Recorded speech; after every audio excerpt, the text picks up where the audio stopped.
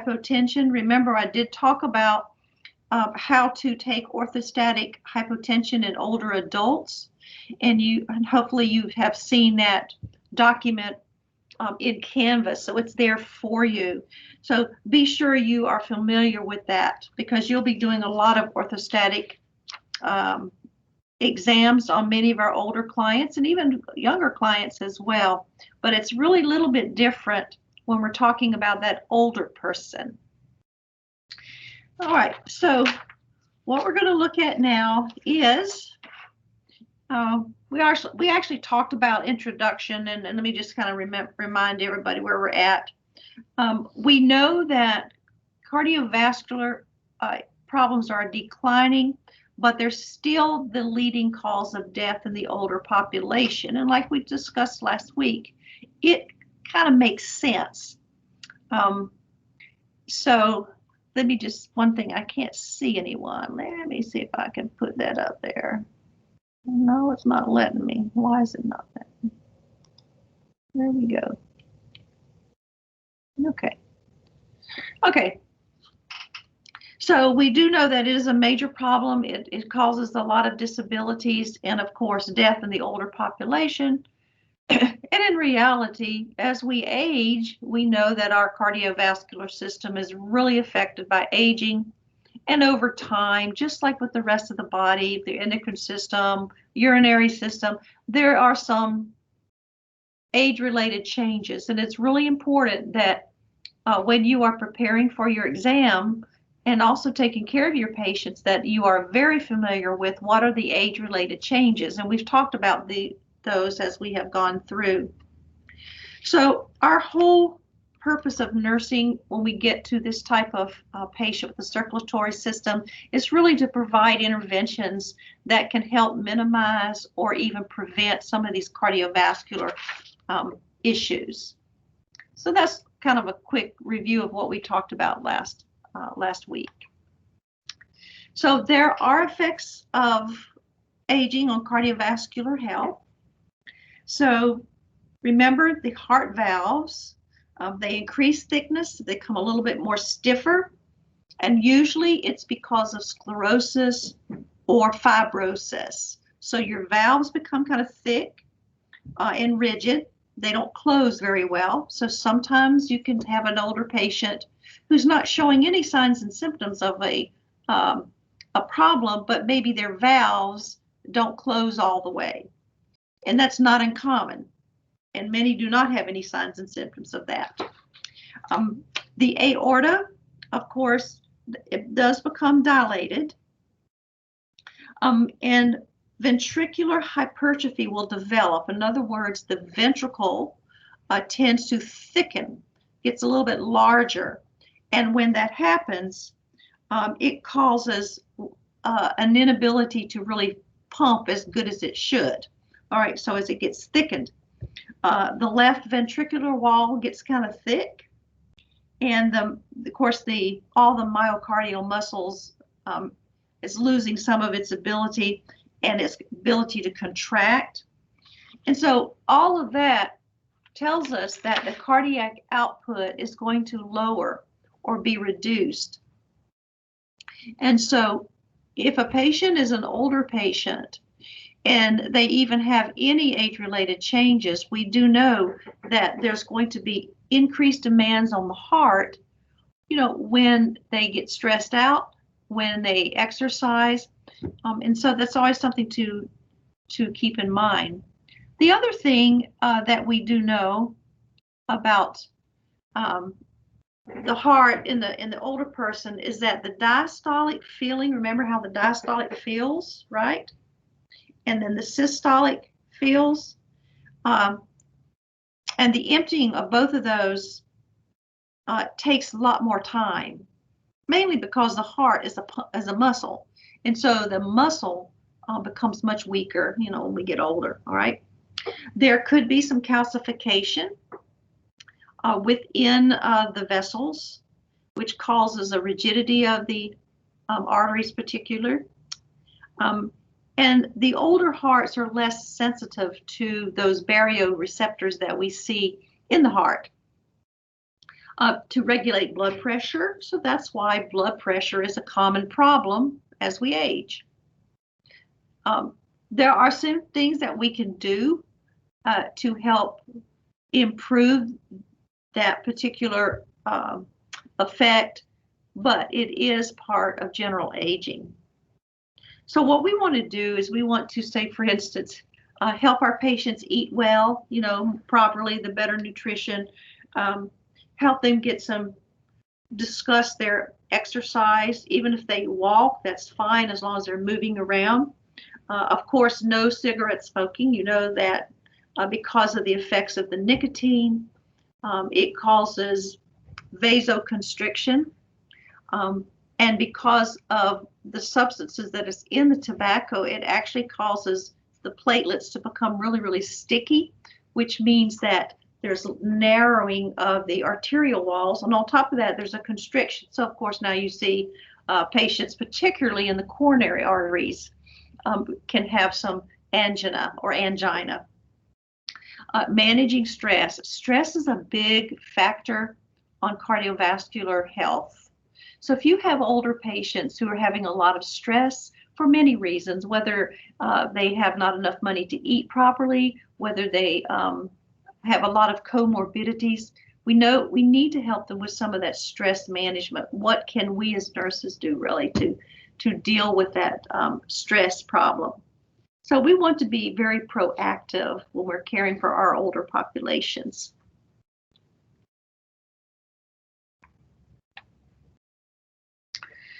Here's a few other things about the effects. I've kind of mentioned a lot of these. We're going to talk about some specifics in just a moment.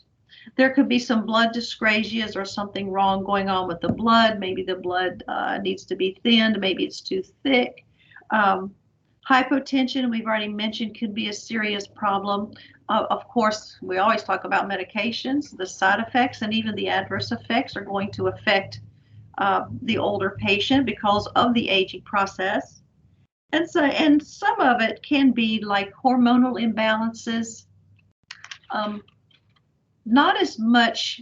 Generally, the hormonal imbalances, once you pass the age of 65, 68, the hormonal imbalances is not as much of a problem, but it can be. So like for reduced estrogen, and estrogen really helps to protect the woman's heart. So when we begin to lose that estrogen, we are at more risk for heart conditions. So looking at this question, I'm sure that immediately you're going to know that the answer is true. Okay. Hang on a second. I'm trying to bring your picture up, but it's not showing. I don't know why it's not letting me see you for some reason this morning. I was trying to see the screen, see a face there, but unfortunately, it's not allowing me to do that. So anyway, we do know that the cardiovascular system, when our older population becomes stressed or under other severe injuries or whatever it might be causing the stress, it can actually cause them to have increased cardiovascular problems. Now, the stress doesn't have to be emotional, right? It can be just being in the hospital. That's a stressor. It could be a lot of different factors. But so when you are assessing your patient, find out what kind of stressors they're having. Just being in the hospital is one of our primary problems because it's very stressful to be away from family and being stuck in a strange environment. And I know you remember studying why the hospital environment is so stressful for all patients, not just our elderly. So for health promotion, we talked a little bit about lifestyle and diet, and we'll talk a little bit of that in more detail. We also know that we want to help provide as much education for our older population, and of course, the cigarette smoking and those things. So this is kind of a list of some of the health promotion things that we want to do for our patients. So we're going to start talking about nutrition. So there are some dietary guidelines. for reducing the risk of cardiovascular disease. Obviously, we want to decrease the intake of fried foods, animal fats. We want to be sure that we are educating our patient about the use of fast foods, because fast foods have a lot of salt in them, a lot of preservatives. They tend to be high in fat and calories. So we want to be sure that we are providing them as much information about the dietary nutritional or the lack of nutrition that's found in a lot of the fast foods. Okay. Of course, we're going to encourage them to increase fiber. And those complex carbohydrates, remember way back in nutrition, we want to increase the intake of those as well. For instance, whole grain products, such as like whole wheat, oats and oatmeal would be a good thing to suggest to a patient. Things like rye and barley and corn and popcorn, rices such as brown rice and wild rice. The reason we don't mention white rice is because white rice, they have taken off the fiber of the rice. If you ever see white rice and compare it to brown rice, the little shells that are around the rice is really the fiber that we want our patients to have. That's why we don't really say much about the white rice. That's a high carb. That's a very high carb as well. Millet quinoa is really, really good. And sorghum, you can have that as a syrup in many different ways. We also talk about, because as they're a slower metabolism, remember when you study digestion, there's a slower metabolism. There is an increased propensity to gain weight. So we want to make sure that they're maintaining their calories. Someone who's in their late 60s and early 70s definitely does not need the same amount of calories as when they were 40 or 50 because of the lack of exercise and the slowing down of the metabolism. So everything we take in as an older person can be easily stored into fat and cause a weight gain. Cold pressed olive oil is really a good thing, and they mean cold pressed. I don't know if you knew this, but cold pressed means that the olive oil is not produced using heat or chemicals. What they do is they take the olives and they crush them and get them all crushed up. Then they put them in this mechanical press and squeeze the oil out. Virgin and extra virgin olive oil is probably one of the best things to eat, even for young people. Okay, so you might want to consider that. Canola oil is also, because these are veggie-based oils. What about avocado oil? Avocado oil is high in fat, but it's healthy. But we have to know that it's a high fat content. Okay. So the best thing to do is like olive oil or canola oil or a vegetable oil, as long as it's more of a vegetable base. Yeah, but again, canola oil was not good for you. Actually, you can, for the older adults, we can eat canola oil. Yeah. Okay. Yeah. Good to know. Thanks. But again, all oils would be in moderation. But I think the best one is olive oil. I don't know who all likes olive oil here, but you can cook it. You can use it for almost anything. And that's definitely an excellent product to have in the cupboard, all right, for all of us, okay? Of course, eating fish with those omega-3 fatty acids, salmon, trout, at least twice a week is a great thing too, because those the fatty acids that are in the salmon is very, very healthy for the older person. We do recommend the reduced intake of red meat, okay? Sugar, of course, and any high processed foods like those things.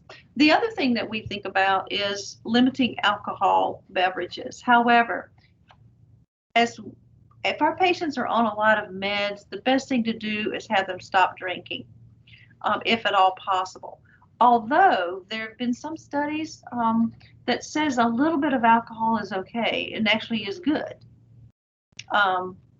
So there's a controversy there, but in general, if a patient is on medications, we want to make sure that we do really limit the alcohol beverages because of the damage to the liver. That's really where it goes with that. So proper nutrition. It's making me hungry. Think about all this food, actually. You must know these nutritional supplements. Okay. First one is B6. It has this big homocysteine-induced oxygenation, but basically homocysteine is an amino acid that is produced when proteins are broken down, okay? And these can contribute to arterial damage and blood clots. So high levels of homocysteine is actually equal to low levels of B12, or even a folate intake. So both folate and B12 has everything to do with this homocysteine levels. So we try, we know that the homocysteine is really from the cholesterol, the breaking down of cholesterol and the conversion of cholesterol, particularly in the body, because we all create, our bodies make cholesterol, right, in the liver, and it makes it, but it generally makes it at night. So if you're giving a patient Lipitor or atorvastatin or some other statin drug, it is always best to have them take that drug at night, because that's when our bodies produce the most cholesterol, is at night. So just kind of remember that. Another one here, of course, I've already mentioned folic acid, vitamin C, of course, oxysterols, is also a byproduct of the synthesis of cholesterol.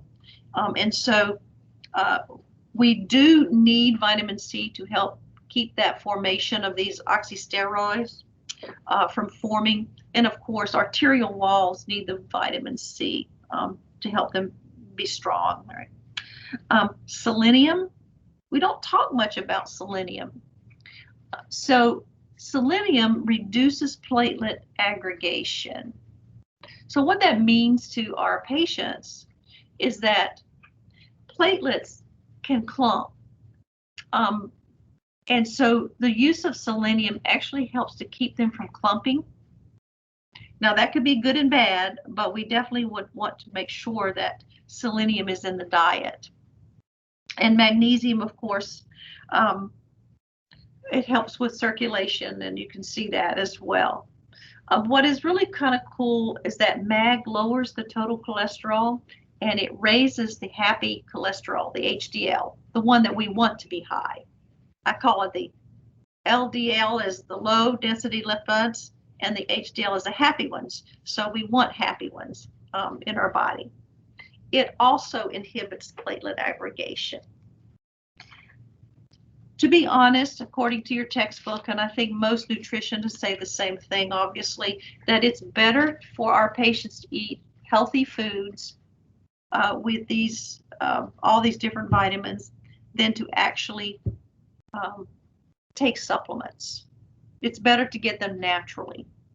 And nutrition by itself is a huge piece of the pie when we are taking care of our bodies.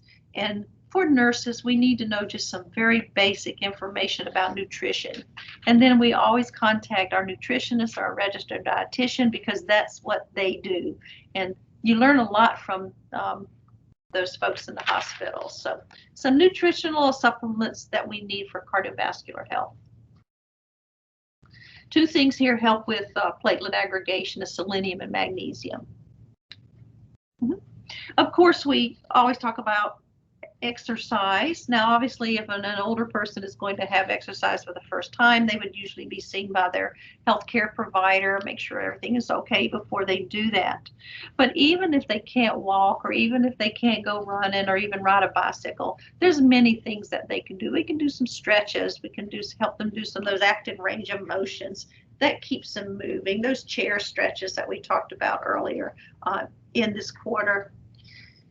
It's better to do a little bit every day or every other day than to go all of a sudden and go walk 4 miles.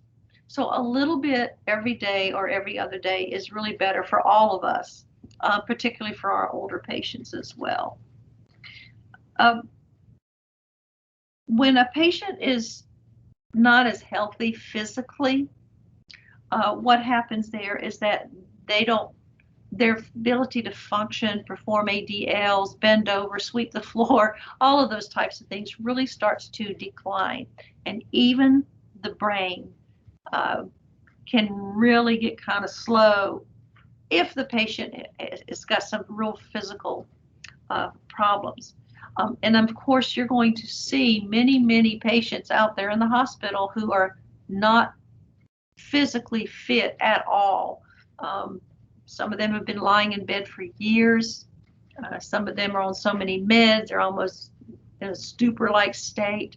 So obviously, physical deconditioning is definitely affects the ability to function, whether emotionally, mentally, or even, of course, physical. All right. So lots of things that we can do to help them, and there are just a few in your text, and I didn't go into details with those. All right. So regular exercise can decrease or even limit age-related functional declines that aging people can experience, and everybody will say, okay. What about smoking? I think this is true for everyone, but because we're talking specifically older adults, smokers, people who smoke need to be aware, because remember when we talked about respiratory system, we talked about bronchitis. You can get the bronchitis even if you've never smoked, but there are many people that have bronchitis and they still smoke.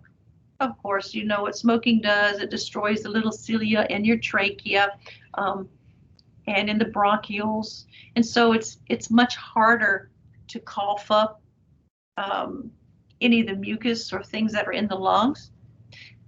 And we know from the respiratory effects on aging, we know that there's a decrease in the ability of recoil for the alveoli, that the mucus becomes more thicker. And if somebody is smoking, it only makes it doubly hard for that person. Listen, I have taken care of many bronchitis patients who come in there hacking and coughing. They come in frequently to be treated, and then they go and smoke. You see them smoking as they walk out the door. They start a cigarette. So all we can do as nurses class is to educate them, encourage them.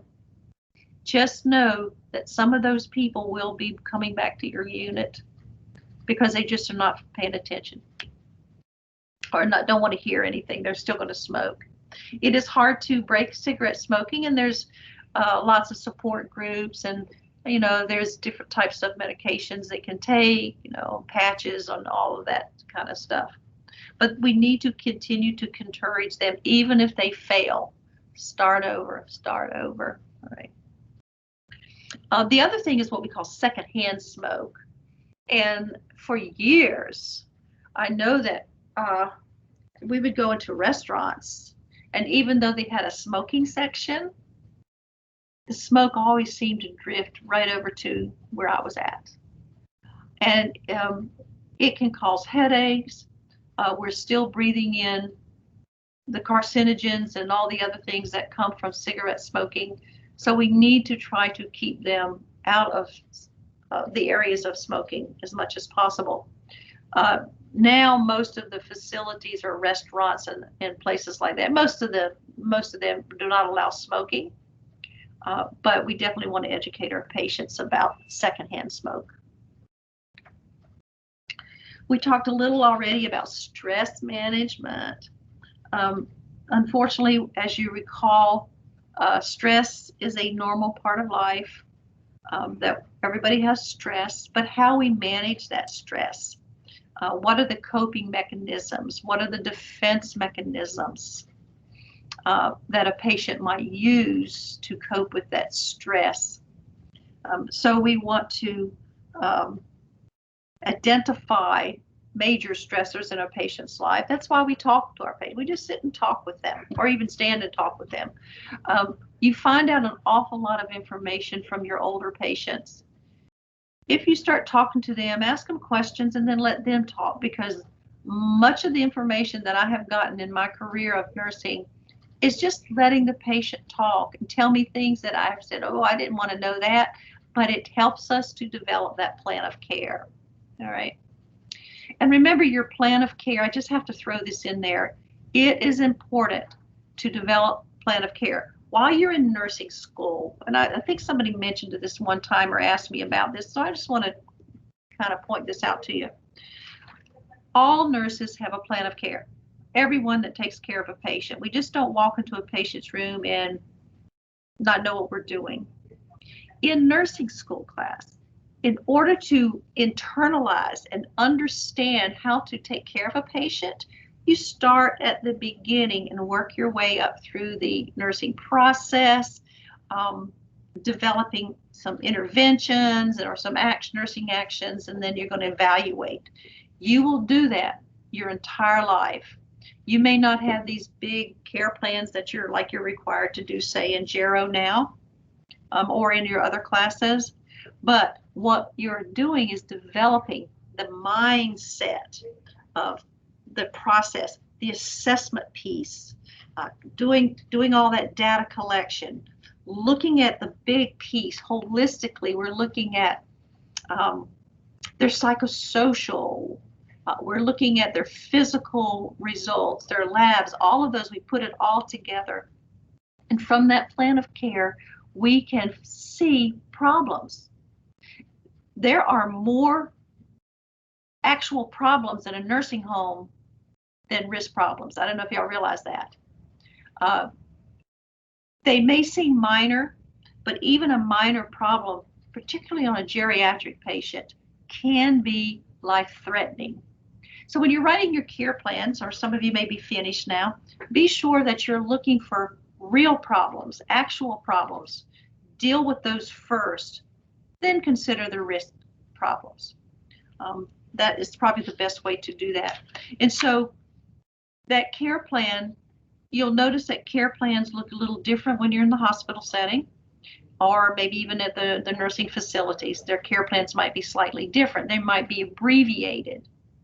And that's a reason for that, because as you grow in nursing and you develop the skill and internalize how are you going to care for this patient, it comes into an abbreviated form on a care plan. You may not use these fancy diagnoses, right? But it's still a problem.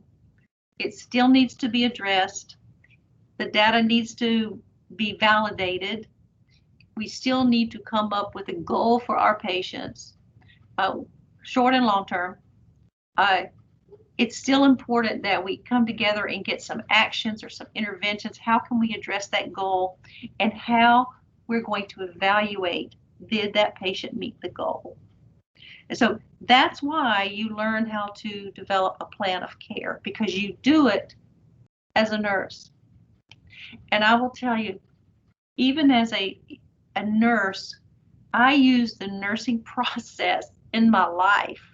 It's become so much a part of you that you have something going on at home, or maybe you're trying to figure out if you're going to buy a car or something. You actually will put into place a plan of action, starting with your assess the data. You're going to do all of those things. And then you'll make a decision about, whatever the problem is, what are you going to do? And what is the goal of that? So again, I just wanted to really stress how important these plans of care are. They're not busy work. They truly are how you are going to think and put together a plan. And of course, you've heard me say tons of times, and I know I'm digressing a little bit, but I think it's so important that even on the NCLEX, they expect us as nurses to be able to plan a patient's care.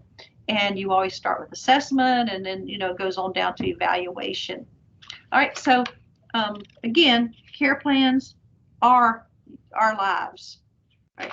It's just a little abbreviated once you graduate and get some experience and become that nurse you want to be. So, all right. Any questions about the care plan? Because it's real important. I know but you're planning care for all your older patients as well. So, any questions about it?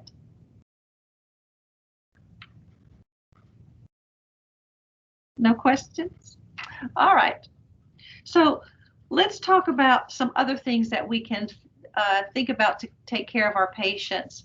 Sometimes the doctors may recommend a low dose aspirin daily. We do not, as nurses, make that decision. Just keep in mind, we don't say, hey, you should take a low dose aspirin, because there are many factors go into the fact that whether we're going to have a patient take aspirin or not. Okay, they might be on an anticoagulant. Well, if they're on an anticoagulant, they definitely shouldn't be taking aspirin at the same time, because it's going to double the problem. But usually 81 milligrams a day is usually a low dosing for an aspirin.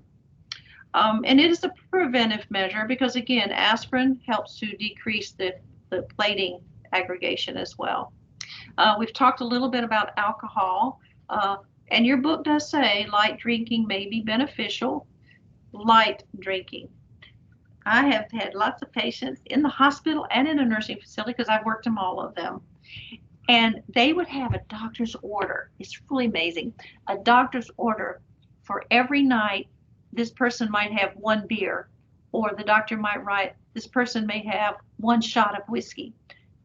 That's not as uncommon as we think, because, they're stuck in a nursing home and maybe they like to drink. So a little bit of alcohol is not a problem. However, we also have to consider, the doctor will consider as well, what medications they're on and their status and all of that. But I've taken care of a glass of wine. Glass of wines are very popular. Doctor orders one glass of, red wine. Red wine is pretty good because red wine has tannic acid in it, and it really has been known to be very beneficial for the body. So, again, don't be surprised if you ever get one of those orders. All right. Nutritional supplements, like your Ensures and all of those are pretty common. So let me ask you, you've been out to your facilities now. How many of your patients were on nutritional supplements? Can someone just kind of share a little bit of that?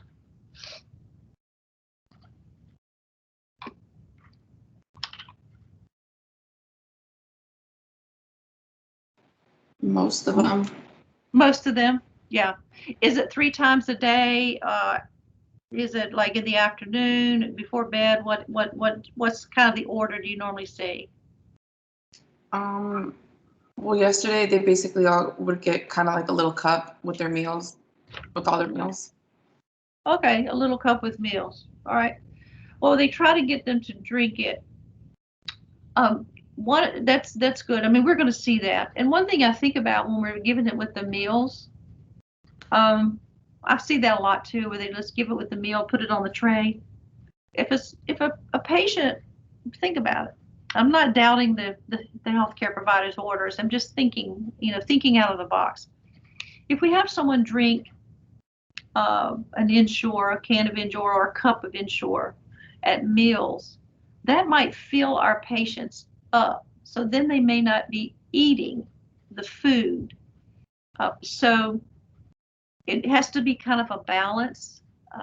Make sure they're eating their vegetables and their protein and all of that, as well as drinking their Ensure, or there's so many others out there. Glycerna, there's all kinds.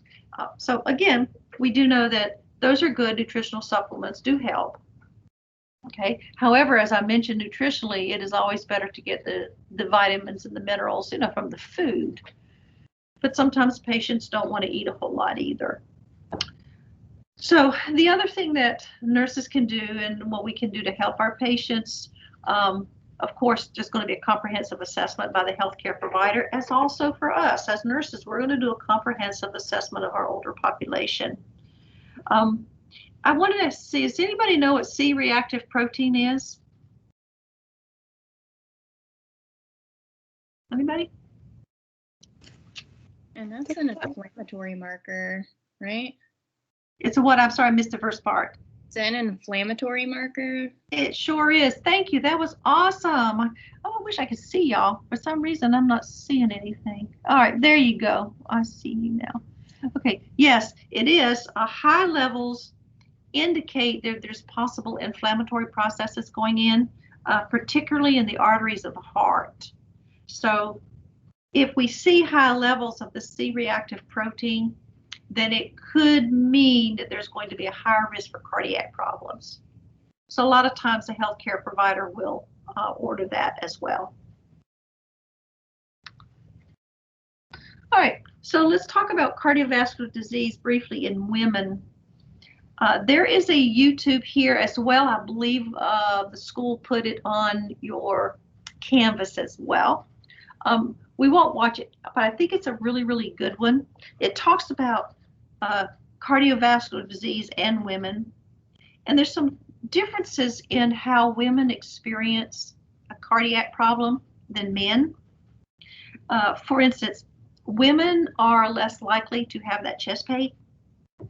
They are more likely to be like dizzy, fatigued, have some nausea, maybe some pressure or tightness in the chest. They could have some stomach pain, which is kind of strange, but they can, all right? And women are most likely than men to have any symptoms of coronary heart disease. So that's why women need to have women's health checkups, right? And that's another reason why women may not be diagnosed as quickly as it would be for a man, simply because they're not showing any symptoms, right? So we need to make sure that our patients is aware of that, and if they're having any of the symptoms we just talked about, you certainly want them to encourage them to not ignore the symptoms, but and just talk to the caregiver, the healthcare provider, and they might be able to do some type of lab work or additional measures to see if there's any problems. So we do know that women definitely react differently to the heart problems.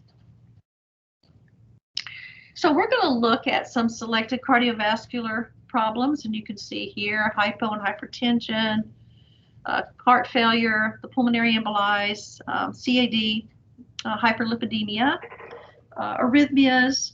You see there's two giants here, all right? Atrial fibrillation is a very big giant, and we'll talk about that when we get to it. And of course, PVD, peripheral vascular disease, all right?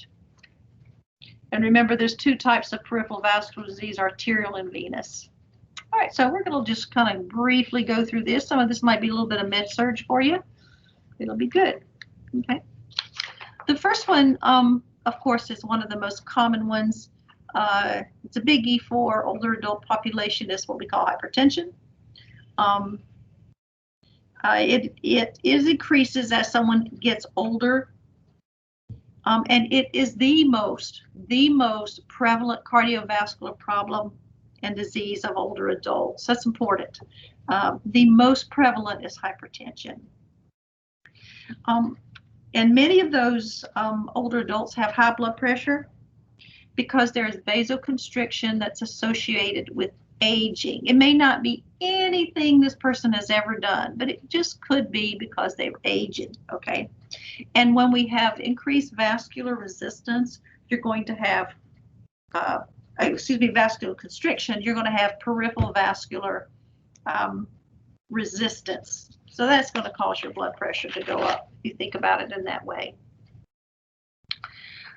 Now, the changes for blood pressures, you probably have noticed, I mean, it changes almost every year or so, that the American Heart Association and the associations of cardiologists and those people, they kind of make changes to our blood pressure values But your book does say that systolic of greater or equal to 140 and a diastolic of greater than or equal to 90 is a consideration for thinking about potential for hypertension. And sometimes providers or doctors will be very conservative in their treatment of this, and may not even prescribe treatment until the pressure gets bigger than 160 over, say, 90. So it just depends on your healthcare provider. And it's changing. We know now they want it lower. But I'm just going by what your book did say, and so that's how I would test you if I tested you on that. Okay. All right. Some of the ways that we can think about symptoms for hypertension, if a person doesn't even know they have hypertension, they can wake up in the morning with a very dull headache, maybe some difficulty thinking, disoriented, confused can happen, and they could be a little slow tremor. These are all potential symptoms of what we call hypertension, right?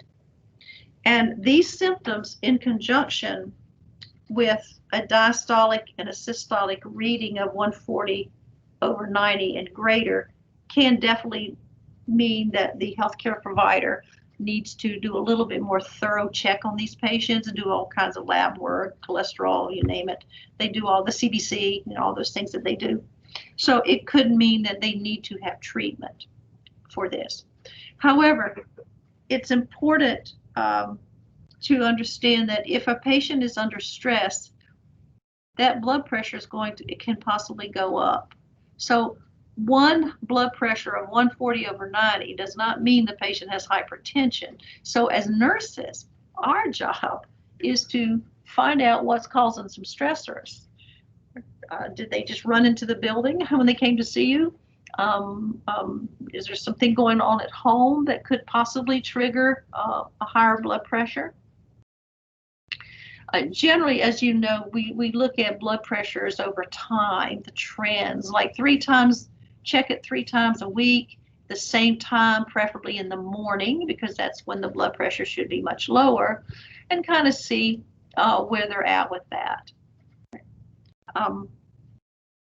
What we also want to do is to talk to them. Of course, we've talked about their diet. We want to make sure that their patients are rested.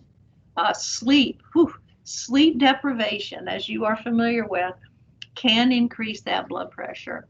If you're working at a very stressful job, and many of our older patients work, remember, they don't just stop working. There's people out there 75, 80 years old that are working and enjoying life. So it's important to teach them about sleep and the importance of sleep and what happens when they become sleep deprived. And so that's important, resting. Sodium intake, we all know what that happens. It causes increased blood pressure, kidney problems, that sort of thing. So we want to reduce their sodium intake. And of course, if there's a weight problem, reduce weight. But again, weight loss in an older person is not as easy as it would have been as a younger person.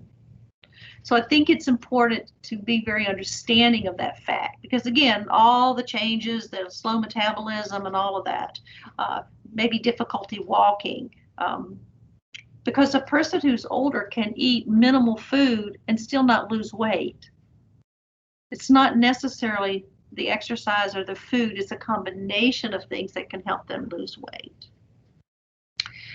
Aggressive anti-hypertensive therapy is usually discouraged for our older patients, simply because there could be a sudden drop in the blood pressure.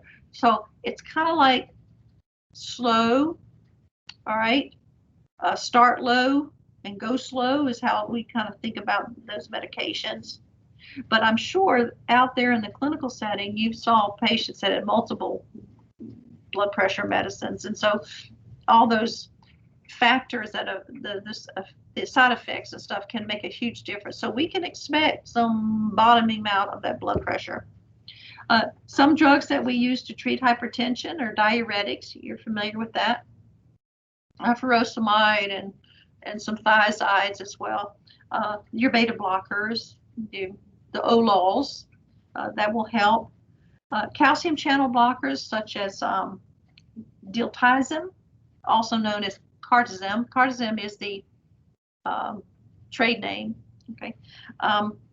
Verapamil, amlodipine, and nicardipine also are calcium channel blockers. So that's just a few things to kind of review there.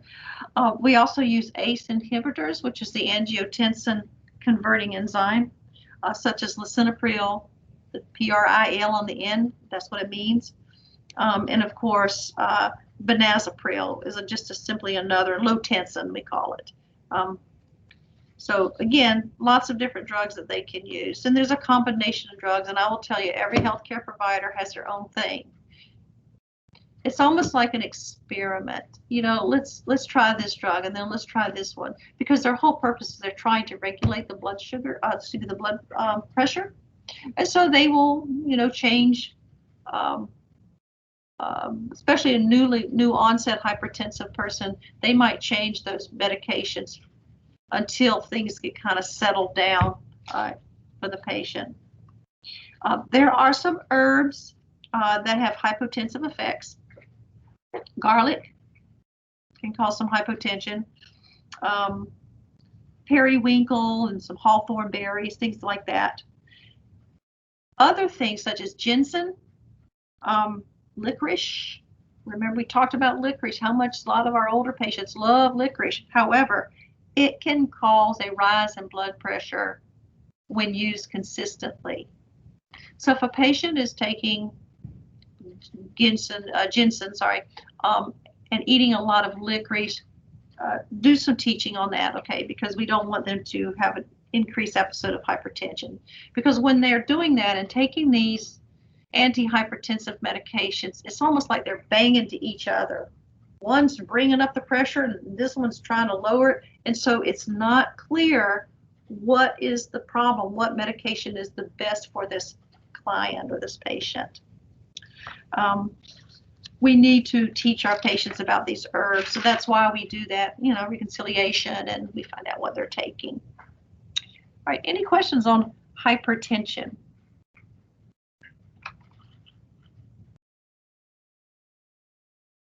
All right. Let's talk about hypotension.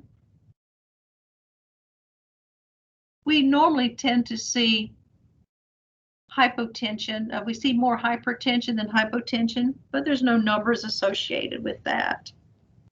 I tell you what, before we start hypotension, let's take a 10-minute break. It's 9:50, and we'll come back at 10 o'clock, and we'll continue on with hypotension, pulmonary emboli, and the rest of these that I mentioned, okay?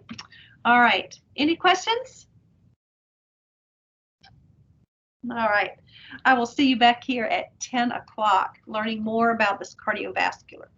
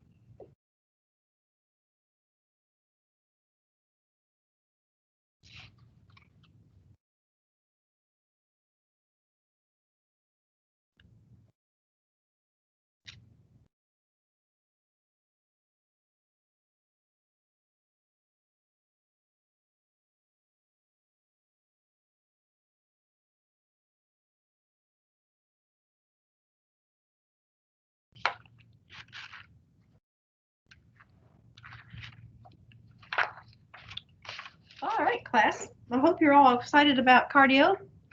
So let's go ahead and continue. We're going to talk about hypotension. Okay. Hypotension is the definition you can see up here is when the systolic blood pressure of 20 millimeters or more of mercury or changing positions. And we've already talked a little bit orthostatic hypotension. I will not go back to that, but just kind of remind yourself that you need to take a look at it. But there have been studies that have shown that the older adult really experience problems with hypotension, and usually it's related to postural and increased intake of vasoactive, basically their medications. It's usually a lot of the hypotension comes from the medications, which we've kind of talked about, and plus the decrease in their physiological vascular system because of their aging process. Many things can affect that for a patient. We do know that hypotension, again, can be related to those hypertensive medications, which we talked about. So if we take them before eating and a high carb intake at the meals, it's better to not take them on an empty stomach because there can cause a sudden change in the hypotension, a sudden occurrence, and we call that postprandial. I think I have the term up here, postprandial. All right, and it's right after we are eating. Caffeinated beverages, if they drink caffeination beverages, it can kind of offset the fact that a patient might develop this postprandial hypotension if they drink some caffeinated beverages after the meal. However, for many reasons, they will develop this hypotension. And because of this, it's very difficult for the older person. There's a high risk for falls, as you know. There's a high risk of strokes and syncope, the dizziness, the fainting spells, and of course, coronary complications can also come from hypotension. So I got a question for you here. Postural and postprandial hypotension is most often related to which one of these? Who would like to answer that? A, vasoactive medications and decrease the receptor activity. Awesome. Yes. Vasoactive medications and decreased baroreceptive activity. Remember, those are the cells that are located in the heart that helps to regulate that pressure. All right. And the ability to sense where they're at with their blood pressure. So yes, it would be A. So we've talked about hypo and hypertension. We do see a lot of patients mostly with a hypertensive, but then with their own medications and other things that can cause the opposite hypotension. Let's talk about heart failure, all right, as a kind of a review for you. It significantly increases with age, and it is a leading cause of hospitalization for the older adult, a leading cause. It is a complication that can occur in the older person with arteriosclerotic heart disease. And so people who have been successfully treated for an MI or myocardial infection with thrombolytic agents that can increase CHF. So if they're treated for an MI with particularly thrombolytic agents, remember with thrombolytic, there's a thrombolytic, and that simply means it will dissolve blood clots. And so it actually contributes to the increasing incidence of CHF in our patients. CAD, or coronary artery disease, is responsible for most cases of CHF, congestive heart failure, followed by hypertension. That's what comes next. There can be other risk factors, diabetes, dyslipidemia, problems with cholesterol levels, maybe some sleep disordered breathing, maybe they have sleep apnea. This can also cause CHF. Anemia, albuminuria, all right, problems with the albumin. Chronic kidney disease is also another factor that contribute to this particular condition. Illegal drugs or illicit drugs can help cause it.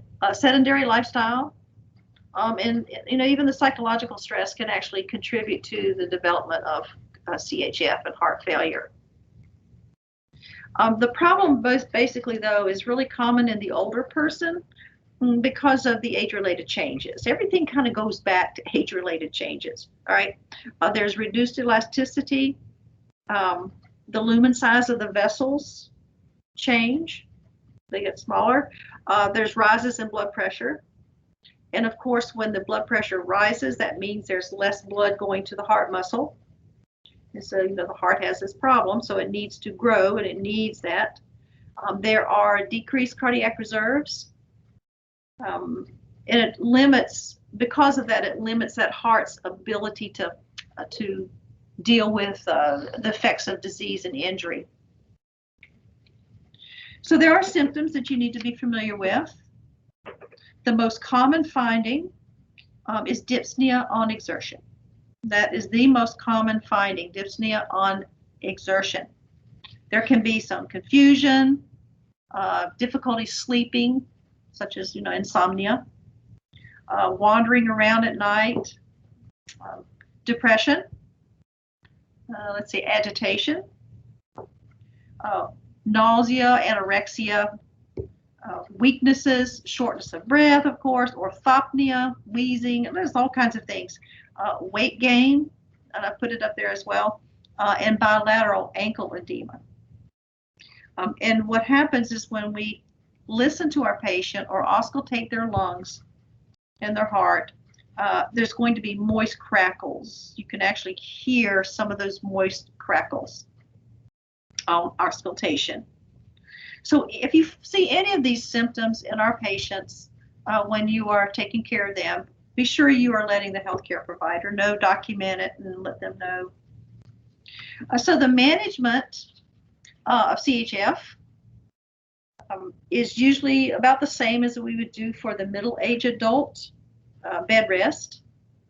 There's your ACE inhibitors again, beta blockers, digitalis, diuretics, go low on the sodium intake. Why would a digitalis or digoxin, why would that be something good for someone who has CHF? What does that drug particularly do? Increases the contractile strength of the heart. Yes, it increases the contractility of the heart. It causes a slower heartbeat, but it also causes a much more greater force. And remember, the patient's heart is not working very well and the muscles are weak. So DIG actually helps to increase the force of that contraction so we can pump the blood out to the rest of the bodies. And of course, diuretics, we got to get that fluid off of them because it's in their lungs. So you can anticipate a diuretic if somebody has crackles in the lungs. Patients can sit at the chair on the bedside. Remember, we do want them to rest. We don't want them to have complete bed rest. Why would you think that we would not want these patients to have complete bed rest, that we do want them to get up and sit in the chair? What's the Circulation. Yes. What can happen with circulation? Immobility leads to a decrease in circulation, and you want circulation, so you want your heart to pump, so get up a little bit, but you don't want to overexert yourself. But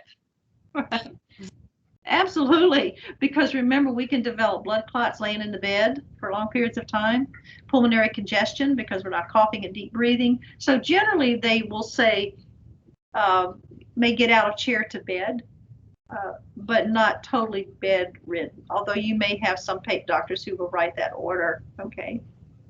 Generally, we will help the patient get in and out of the bed to the chair or to the wheelchair. While the patient is sitting, it's important that we're observing that patient.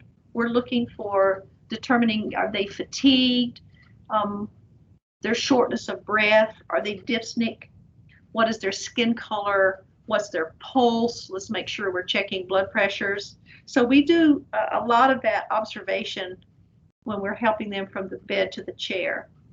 So sometimes our patients, they're sitting in a chair and they're having some shortness of breath because their heart fails. And of course, you've studied in depth about congestive heart failure, but I've had patients who had like an ejection fraction of like 25. That's not cool. We want at least up there in the 70s, right, or higher. And that means their heart is not ejecting very much of fluid. Blood. It's just like barely working. Those types of patients, usually under 25 or 30, there's actually candidates sometimes for heart transplants because their heart's just not functioning anymore. It's so weak, it's just not pushing the blood out. And it's really a sad type of, I will say, disease. I've seen lots of them, okay? So congestive heart failure. So which breath sound would you hear on auscultation to indicate an exacerbation of CHF? Everybody should say? A. Yeah, crackles. Absolutely. That's what we would normally hear. What can you anticipate? One thing about the NCLEX is that they like to write questions about what do you anticipate is going to be ordered for a patient. So what kind of things would you expect if you listen to the lung sounds and you hear crackles? What are some things that would be anticipated as an order coming to you? Diuretic. Diuretics, usually they're IV push because they work fast, about 5 minutes. What else?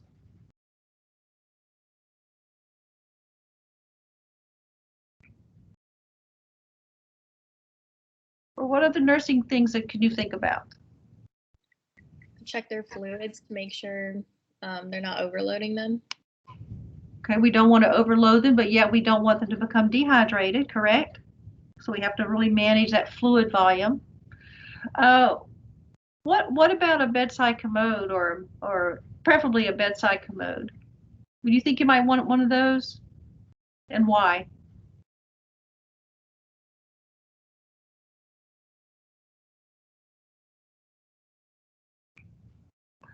Would it be to so they don't have to go as far? Yes. And remember, these are CHF patients, right? We don't want them to wander off. Okay. So definitely, very good. We want to get them straight to the bedside toilet because that Lasix within 5 minutes or that furosemide within 5 minutes, they're going to have to void fast if they can get to the bedside commode. But those are things that you think about when you're taking care of these patients. What kind of assessments would you do on this patient? Physical assessments. What would be your focus? Skin assessment.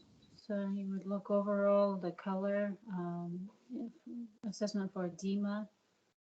Okay. Obviously, if they urinated themselves, you would want to see if they were exposed to urine and whatnot. Okay, good, good. All right, let's think about this patient. You listen to the lungs and you have crackles.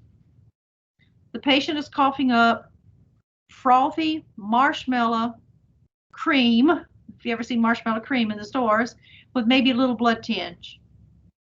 You contact a healthcare provider and they give you an orders for your furosemide. Okay. What's your next step?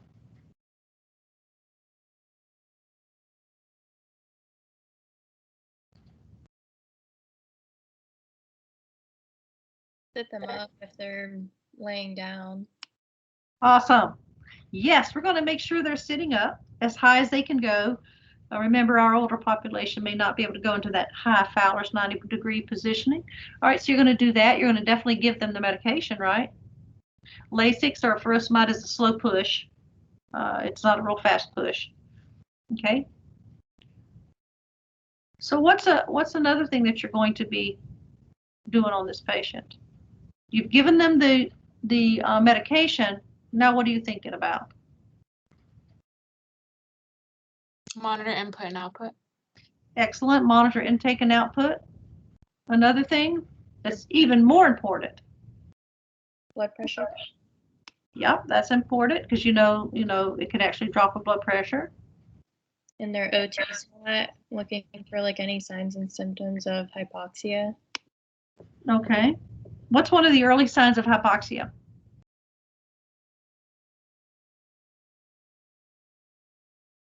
Cyanotic lift. Anxiety and restlessness. Anxiety and restlessness. Cyanosis is a late sign. Keep that in mind as you go into the NCLEX, because they do ask a lot of questions like that. The other thing is, are we going to listen to the lungs again after we've given the meds? Yes, Why? because you want to know if the fluid has been reduced. Absolutely. You're now evaluating that patient. You want to make sure that the medication is working. Right? And someone has already mentioned that we're going to do an intake and output. So you can see a patient who is like this is a lot of care in the hospital, because somebody has to be with them almost all the time, especially if you're having to give the medication to do that. Very good. All right. Let's talk about pulmonary emboli. Okay. People that are at high risk for developing pulmonary emboli obviously are fractured hips. A lot of times that fractured hip might be a fat emboli, and you know that fat emboli are kind of rare, but if they occur, boy, are they hard to treat because it's fat globule. Think about if you boil a chicken and you see that fat, or you see the fat on the chicken before you cook it, that little yellowish stuff. Think about if that comes out of the bone marrow and travels to the lungs, it's going to take a lot of work to get that taken care of. If a blood clot forms, it's a little bit easier because we can use thrombolytics to dissolve that blood clot. However, patients who have congestive heart failure also are at risk of developing pulmonary emboli. Arrhythmias, such as AFib. Generally with AFib, they will usually get some type of anticoagulant, because remember when the heart is kind of, especially the atrium, and you're kind of like shaking a little bit and not pumping at a normal amount, a normal rate, I should say, it can cause a backflow of blood and actually cause little clots to form, which can cause stroke. All right, if a patient already has a history of thrombosis, okay, or developing blood clots, then obviously they are a much higher risk as well. So immobilization and nourishment are frequent problems in our older population. It can also contribute to pulmonary emboli. Patients not moving around, they're not healthy, they're malnourished. It could really increase their pulmonary emboli. So what are the symptoms of pulmonary emboli? Generally, it's confusion, apprehensive, increasing dyspnea. There might be a little bit of elevated temperature initially. They can develop pneumonitis, inflammatory process of the lung tissues, and they can develop an elevated sedimentation rate. We call that the ESR, the erythrocyte sedimentation rate. So it could be elevated. An elevated rate, remember, tells us that there's some type of inflammatory process going on. That's why they do that, to get that one. But the reason, why is there confusion? What is the patho? What is the reason these patients will get confused and have apprehension? Why? If they have an emboli. Because it's blocking the flow. Flow of blood and flow of what? Oxygen. Yeah, it's a lack of oxygen. So they're going to develop lots of different signs and symptoms, confusion, apprehension, etc. And of course, shortness of breath doesn't help either. The other thing with a pulmonary emboli, one of the major things that we know is that generally, depending on where it lodges in the lung fields, they usually have sudden pain in one spot of the lungs or one spot of the chest. They could say, oh, there's a pain right here and it's really, really excruciating. Well, that's because they're developing some infarcts and because the blood flow is not flowing. So generally they will have that kind of pain. The other thing we might see with pulmonary emboli is what we call petechiae. And we can see these little red dots that are generally, we can see them in the conjunctiva of the eyes. We can see like little red dots on the chest, in the thorax area. And so those are clear indications that there's a pulmonary emboli. But in order to confirm that diagnosis, they generally have to do a lung scan or an angiography to determine where is it lodged, how big is it, and how serious is the problem. Pulmonary emboli are extremely life-threatening, of course, obviously. As nurses, our whole point of being a nurse truly is to prevent as much as we can some of these conditions, pulmonary emboli. All right. Our early observations of hypoxemia, understanding that when we observe a patient and they have not been restless or confused at all or apprehensive, and then all of a sudden they are, and maybe they're having some shortness of breath, that is going to tell us there is a respiratory issue going on. So we have to do some more investigation. If you walk into your patient's room with a pulmonary emboli and they're cyanotic, you have a code on your hands. By the time they get to the cyanotic stage, where they're almost unconscious or they're just all purplish and blue, circummoral around the lips, by the time they get to that, they're in serious trouble. That means that the body is not getting enough oxygen, right? Hypoxemia, important to know. All right. All right, CAD is a term that we use for ischemic heart disease, coronary artery disease. Well, it makes sense. And the reason for that, if somebody has a blocked coronary artery or maybe a partially blocked artery, I don't have a picture, but I should have put a picture up here. The area that has decreased blood flow is going to become ischemic. That means that that tissue around that little area is not getting the oxygen and it will die. That's why they call it ischemic heart disease.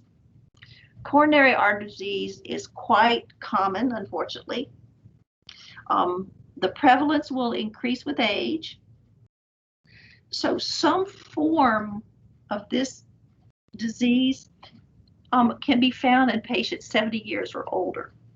And again, age-related changes has a lot to do with it. So let's talk about angina. Angina is simply a symptom of myocardial ischemia, right? Sometimes angina can make us think of something other than that they have some heart ischemia. So sometimes it can be atypical in the older adults. And so it takes a little bit more diagnostics to determine for sure what's going on with this patient. Pain can be diffuse. And remember, an older adult has an increased threshold for pain, right? So they may not complain of pain like us younger folks might. So they have a higher tolerance of pain.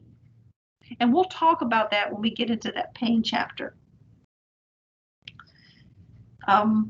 The other thing is that the first indication of angina, it could be just like vaguely uncomfortable under the sternum. and usually after eating or ingesting a large meal or after exertion. Just vaguely uncomfortable, and it's under the sternum. The problem with this, particularly after a large meal, is because many patients sometimes think it's indigestion. And so it can be difficult. They may not come into the hospital or go see their healthcare provider because they think they just have nothing but indigestion when it could have been angina. As angina continues, the patient can develop precordial pain, in other words, pain that radiates down the left arm. They could have coughing, syncope, little dizziness, sweating with exertion. These are all things that for angina, and episodes of confusion as well for angina. The recurrence of anginal, what we call anginal syndromes, this is what we call that anginal syndromes, basically over many years can result in the formation of little teeny areas in the heart of myocardial necrosis, dead muscles, dead myocardial, right? And some fibrosis. Because there is diffuse myocardial fibrosis within the heart itself, it can lead to weakness of the heart. And on top of that, it can lead to progression of what? Risk of CHF, congestive heart failure. So CAD can potentially lead to, of course, the angina for long periods of time, and then eventually it could lead to CHF, right? You're familiar with the medication that we use. Of course, it's nitroglycerin. It has been effective in preventing and actually treating these types of attacks. Just keep in mind that these are older people and they're more prone to have orthostatic hypotension when we give them those nitrates. In other words, they have a loss of the vasomotor and baroreceptors reactivity, and of course, down they go. They fall down because they have lost their blood. Their circulatory system is much too wide, and they don't have that pressure that they need. Right? As you know, nitroglycerin is used for hypertension as well. So it can cause a drop in blood pressure. So many times they may have to have lower dosages of nitroglycerin, our older patients, but it's a very good drug. It causes headaches, so you have to make sure you teach your patient about the potential for headaches. We want to make sure when they take their medication, usually it's sublingual under the tongue, that be sure that they are sitting down and that they don't stand up too fast, because again, you're going to explain to them what's happening in the vessels, and it causes the drop in that blood pressure. So teach your patients as much as you can. We also want to teach them about other things that can actually aggravate angina. And one of those is cold wind. Cold wind can actually stir up anginal attacks. Emotional stress, of course, strenuous activity makes sense. Anemia. Anemia, think about why. Why would anemia stir up an angina attack?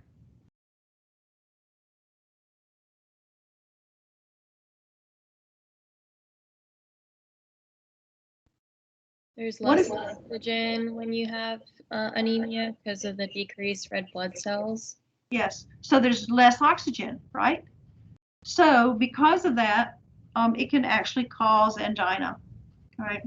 Of course, tachycardia can aggravate it. Any type of arrhythmia, yeah, pretty much makes sense.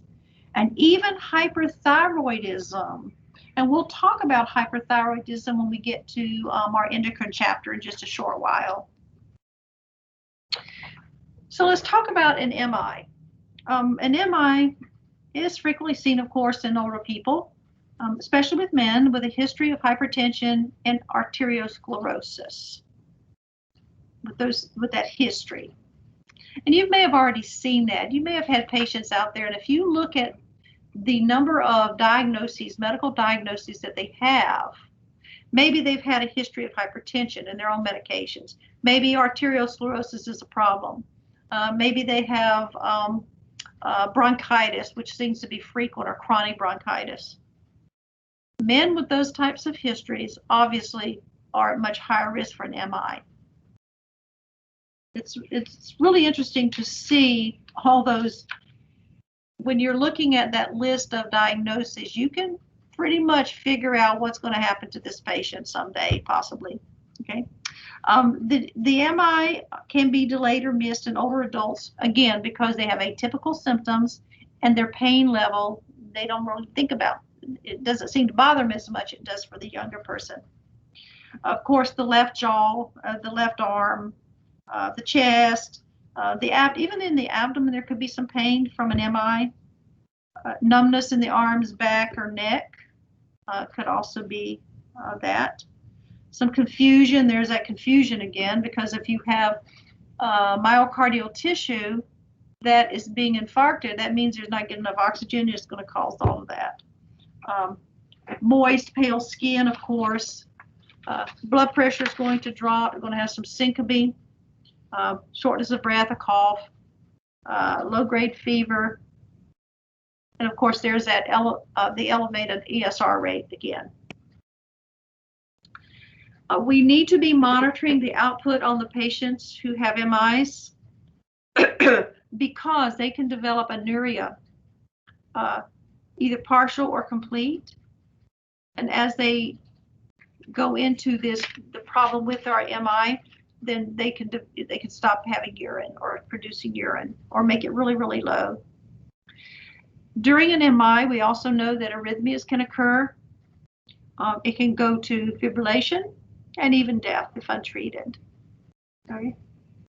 Oh, and just thinking of that, when we are doing, I know that you're all going to be in senior seminar, so that's why I will say this, is that I have a bunch of EKG strips and I'm going to test your knowledge, all right, when we do our comprehensive review week after next. So there's lots of things we're going to do to kind of refresh your memory on those strips, just as an idea. So again, fibrillation and death.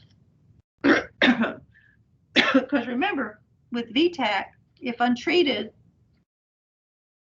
all right, it could lead to what? VFib. VFib, and if we don't treat that, what's going to happen? Cell code become asystole. Asystole. You can't shock an asystole patient, right? No, because there's no electrical charge, so you can't shock them. So MIs can cause all of this. So those patients who are in the throes of an MI are definitely going to be in the hospital in intensive care in many cases. Right? Early ambulation is important after having an MI. Usually they're out of bed within a few days, particularly if it's uncomplicated, and then they start to walk a little bit. We do know that getting out of bed is good for the heart. And actually, it's better to use a commode than a bedpan. Think about it. If you're putting a patient on a bedpan and you ask them to raise their buttocks or to turn over and get that bedpan underneath them, that's causing more strain on the heart than it would be if you just simply help them up to go to the bedside toilet or ambulate to the bathroom. So it's better to use a commode if possible. We want to really think about what kind of complications that can occur with an MI for particularly your older patients. And if it's a younger patient with an MI, all right, not so bad. Complications aren't as bad. But when you're talking about an older person who already has age-related changes, we now see why an MI is even worse for those patients.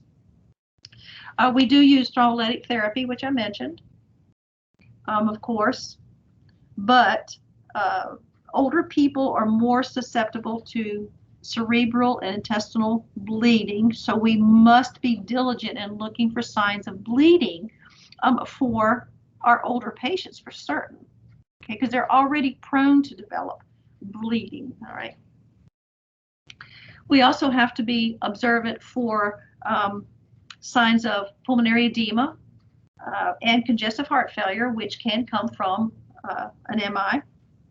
And these are complications or potential complications for that geriatric patient.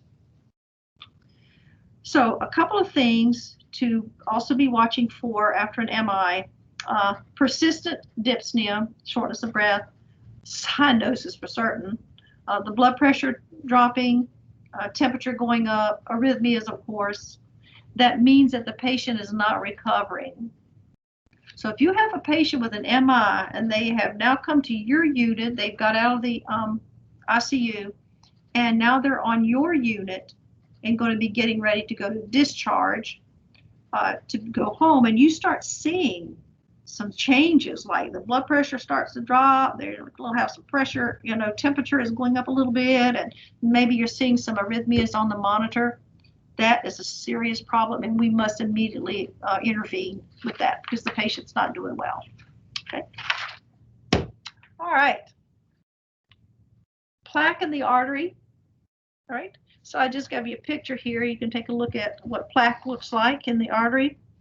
And we're going to talk about hyperlipidemia. Hyperlipidemia.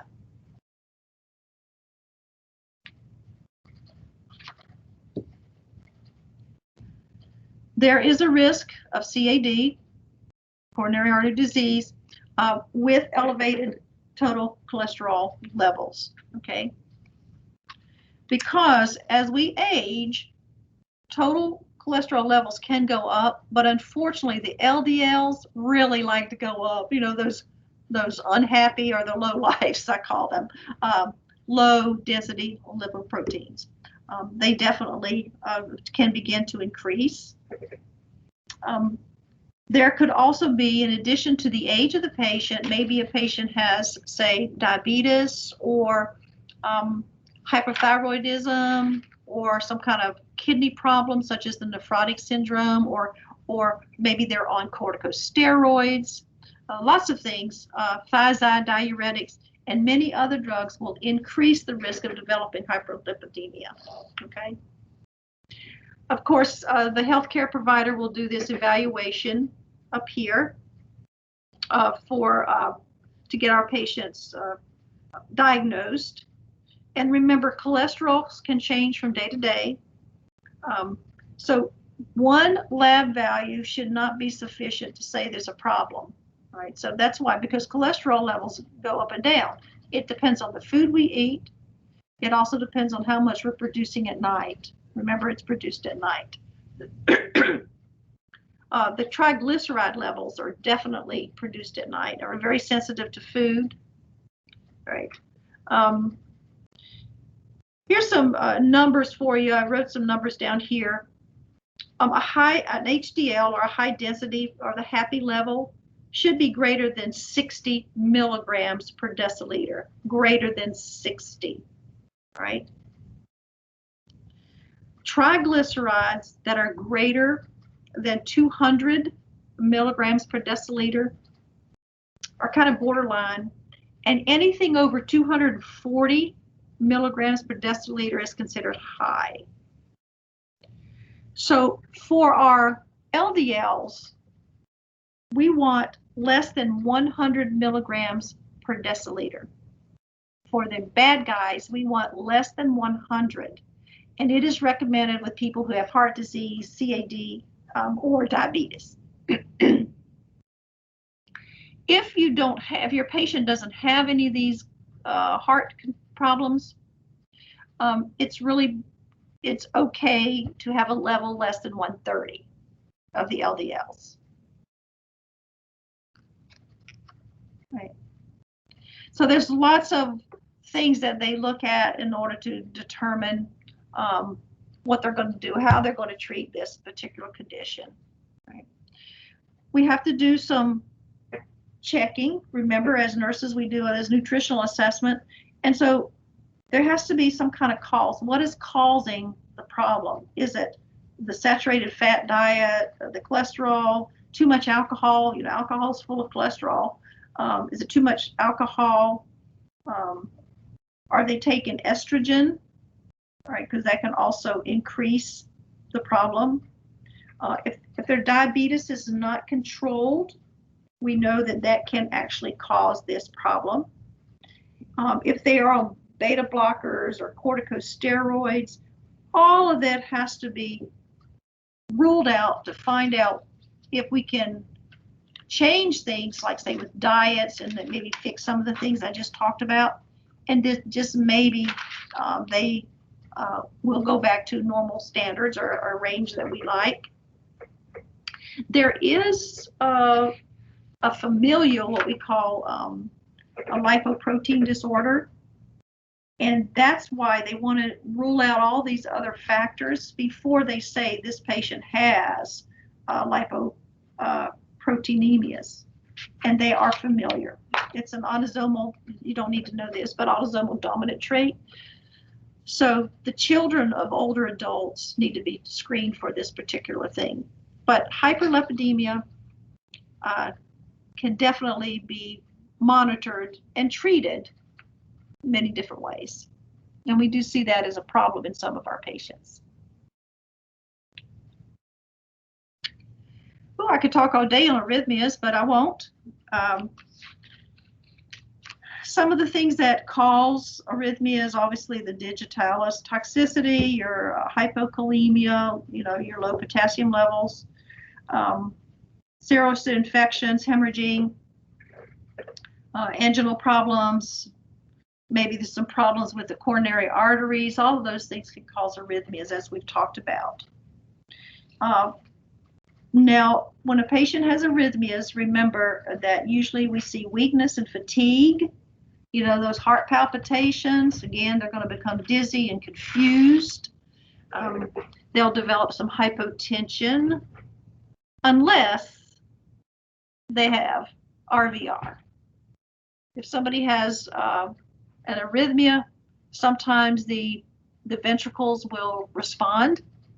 We call that rapid ventricular response. And when that occurs, that blood pressure is going to shoot sky high. Okay. But generally, a basic arrhythmia without the interference with the ventricles is going to cause hypotension. Of course, they're going to be bradycardic, and they're going to be have a feeling of faintness or syncope. So the treatment, of course, there's a lot of things.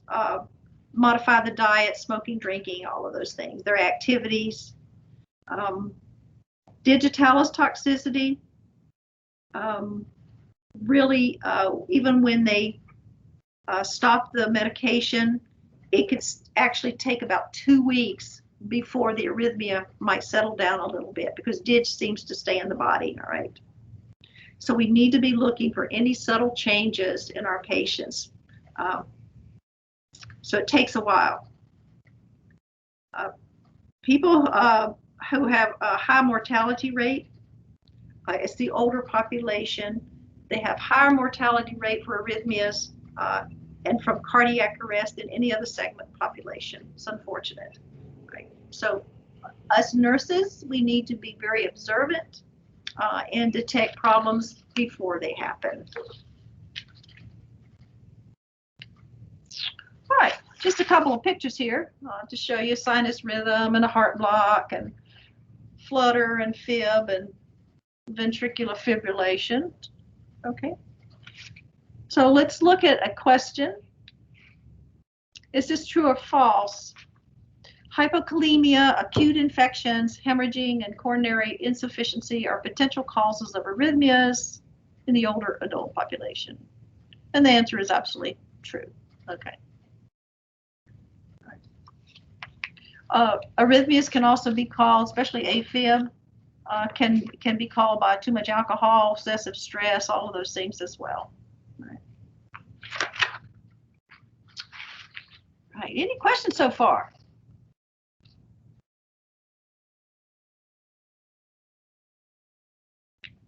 Okay. All right.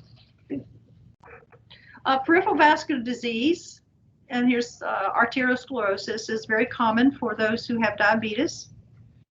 There is an increase of venous thromboembolisms in older adults. They may have been on bed rest, they're restricted, maybe they can't move around, maybe they've had some fractures. All of these patients for venous thromboembolism, they're at risk for developing this problem. Remember, the veins in the calf are the most frequently seen for developing venous blood clots or thromboembolisms. However, it can happen in other vessels as well, like the inferior vena cava. That's interesting. The iliofemoral segment, and some other superficial veins. So the venous thromboembolism can occur in many places. And the signs and symptoms of venous thromboembolism really depends on the vessel that's involved.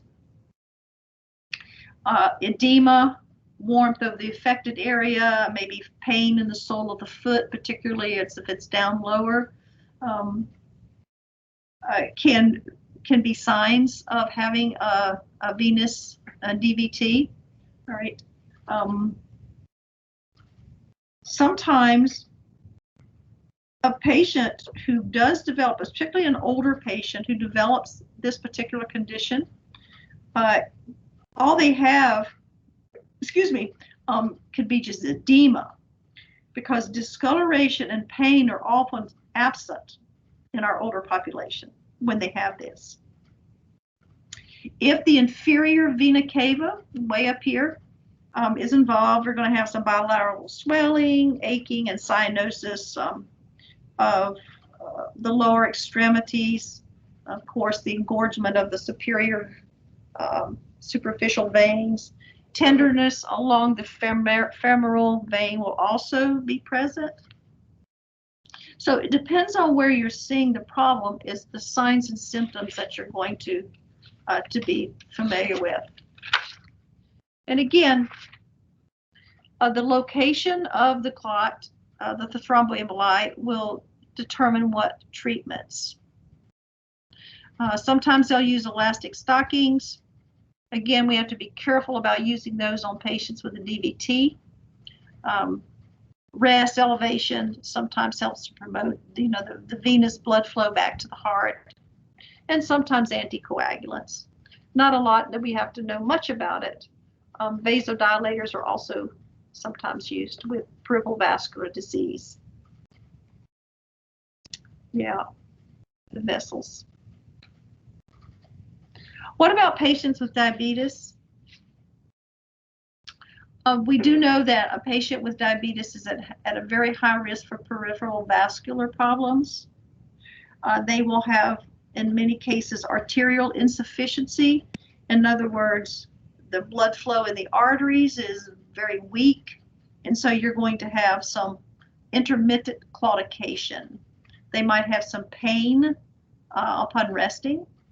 Sometimes there are pulses, you can't really feel them. So remember, before you decide to say this patient has no pulses, be sure you grab a Doppler and go in there and check those pulses, because it could be that the patient has some very deep veins or very weak pulses. So be sure before you ever say that there's a major issue, be sure you check the Doppler, okay? Patients who have skin discolorations or ulcerations and gangrene kind of indicate there's arterial insufficiency as well. And we generally see that in the lower extremities. And diabetes is one of the worst culprits of this particular problem. There's so many things we could talk about aneurysms, but I won't be able to go to all the details. We've learned all this in med-surg, but basically the abdomen is the most common aneurysm, and advanced arteriosclerosis really can cause that. But for our older population, we generally see it in the abdomen. the abdominal aorta is where we see it. And of course, you can develop blood clots there, and there's lots of different treatments. Unfortunately, if an aneurysm is not called in time, as you know, there could be a serious output. All right, the patient usually can die if they rupture. So that's why aneurysms are important to understand. There are something called varicose veins, which is another cardiac condition. It's very common. I'm sure you've seen patients with it. They're very dilated, they're torturous looking, they're thick, they're big. The patient has really dull pain in them. It hurts them. They can have cramping. They can't sleep because of the discomfort in their legs. They might have some dizziness, right?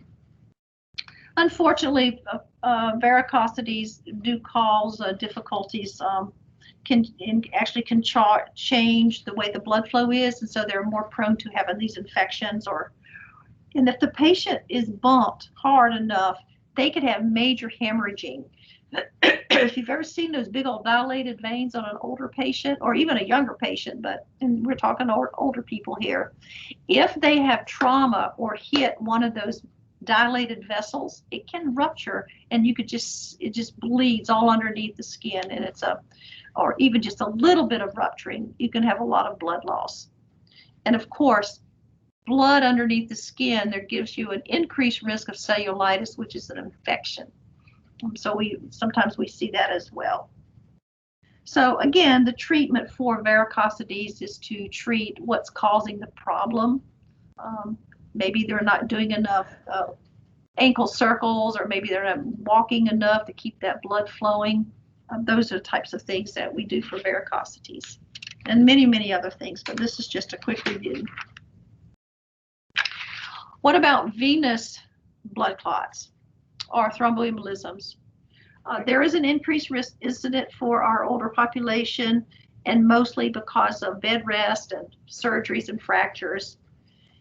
Again, if you have very similar signs and symptoms as we did with the arteriosclerosis, edema, warmth of the affected leg, pain, of course, can occur as well, aching.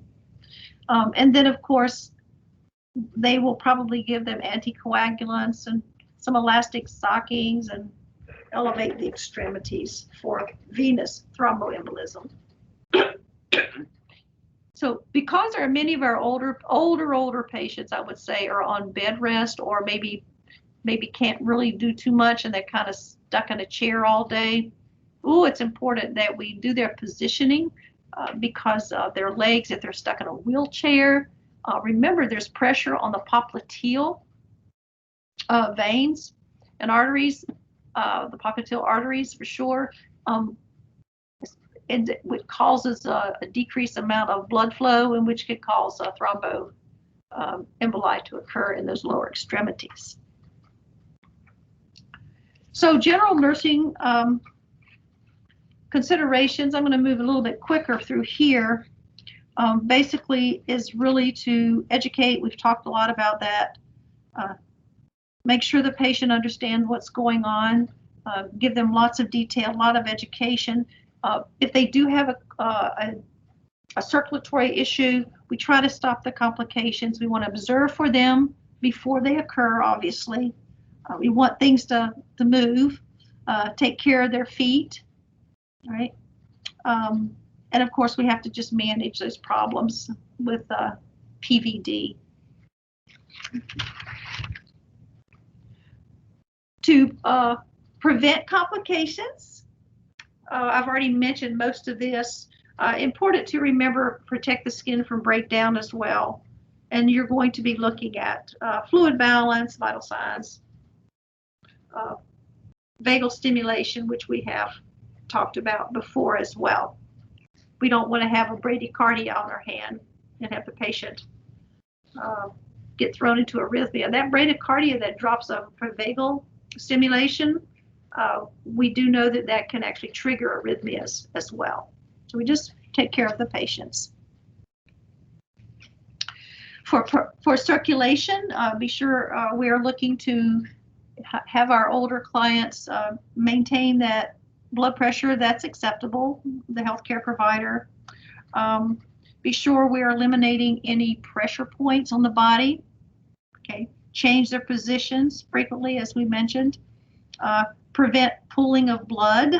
In other words, don't let their legs dangle over the wheelchair for long periods of time without moving those legs a little bit. Okay, we don't want the blood to pool. Physical activity is always a good one. Make sure they're warm. You want to prevent hypothermia. Be sure they stay warm. We can do some massages, but be sure we don't massage anything with a DVT or ulcers. We're not going to massage over those, obviously. All right. Keep an eye out on any medications that the patient is on, particularly for hypotensive medications. The cigarettes, the alcohol, obesity and activity, all those things that we want to help get them moving a little bit.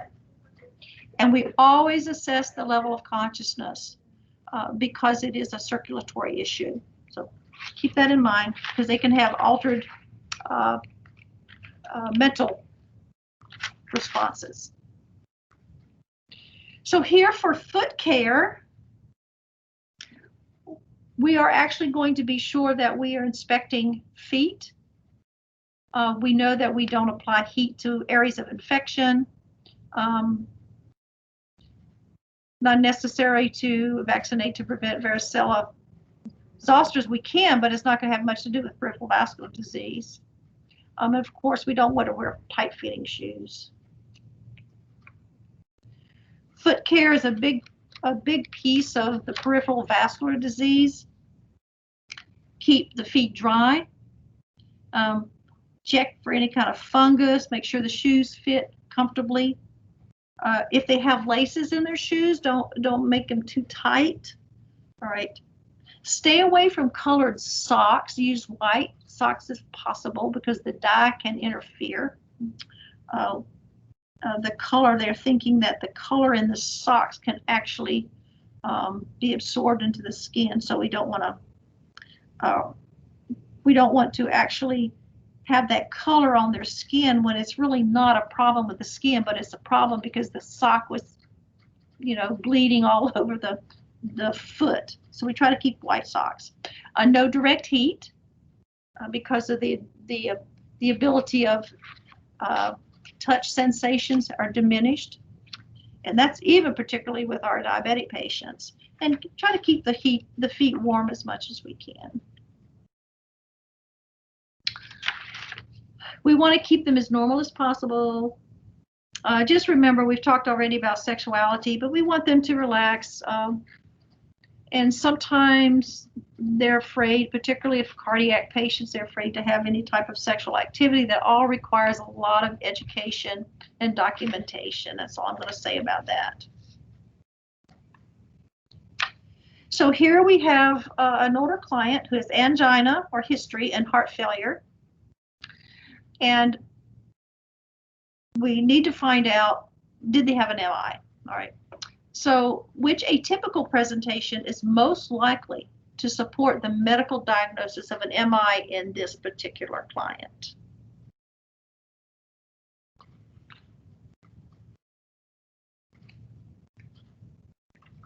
Any ideas?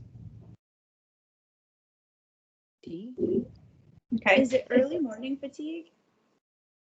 It can be actually early morning fatigue, possibly could be part of that, particularly if they are not getting enough oxygenation at night. It's going to cause them to be very tired. They can become confused and restless, but I think A is the best answer. Okay.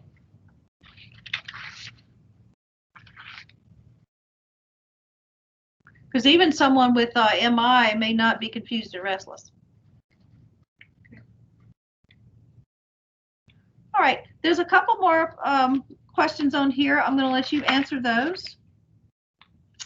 And then here's the last thing is amiodarone, and there's just a little bit of information on that particular drug.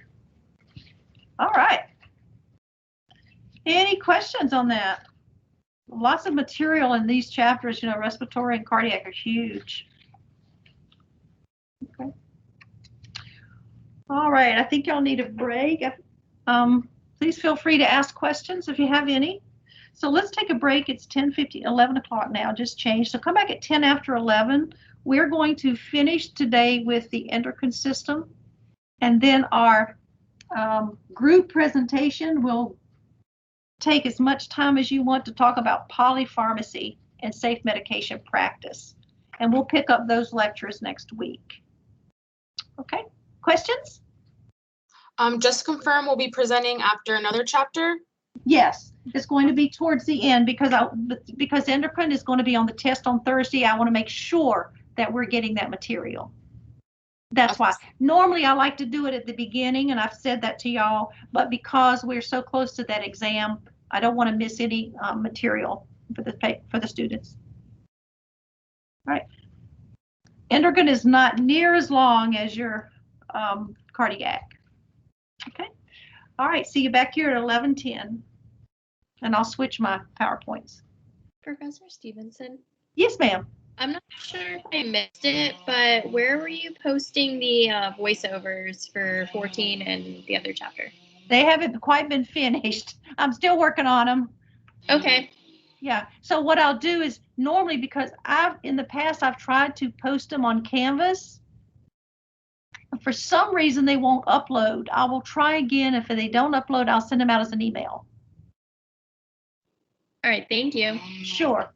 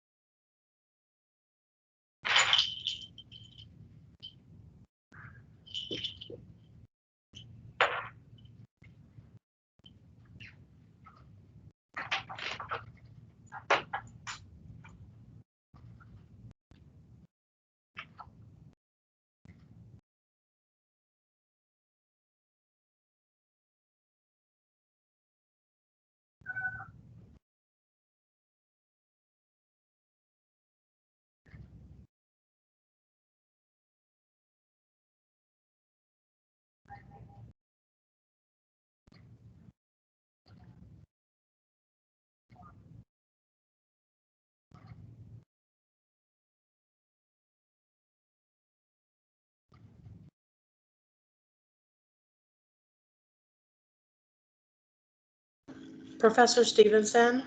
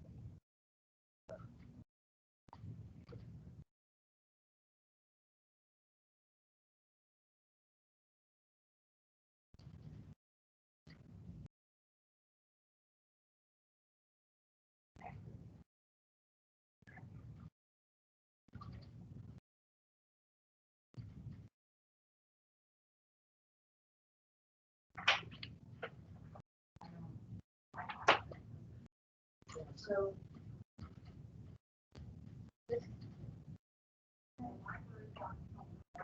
there.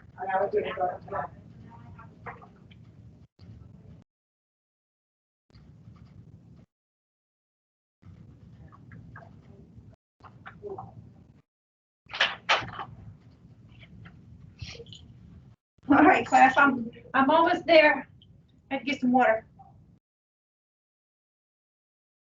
All right.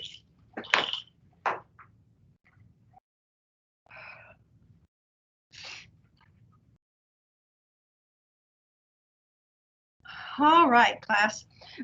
Endocrine is chapter 26, and it's not as long, of course, as your cardiac. That's probably the biggest lecture we have, or discussion that we have, because it's such a big problem. Remember, hypertension is the leading cause of issues in the older population. So let's do endocrine and get finished with this, and because I am very much looking forward to our polypharmacy and safe medication presentation. I really am looking forward to that, and I know you are. So let's take a look at endocrine system. All right.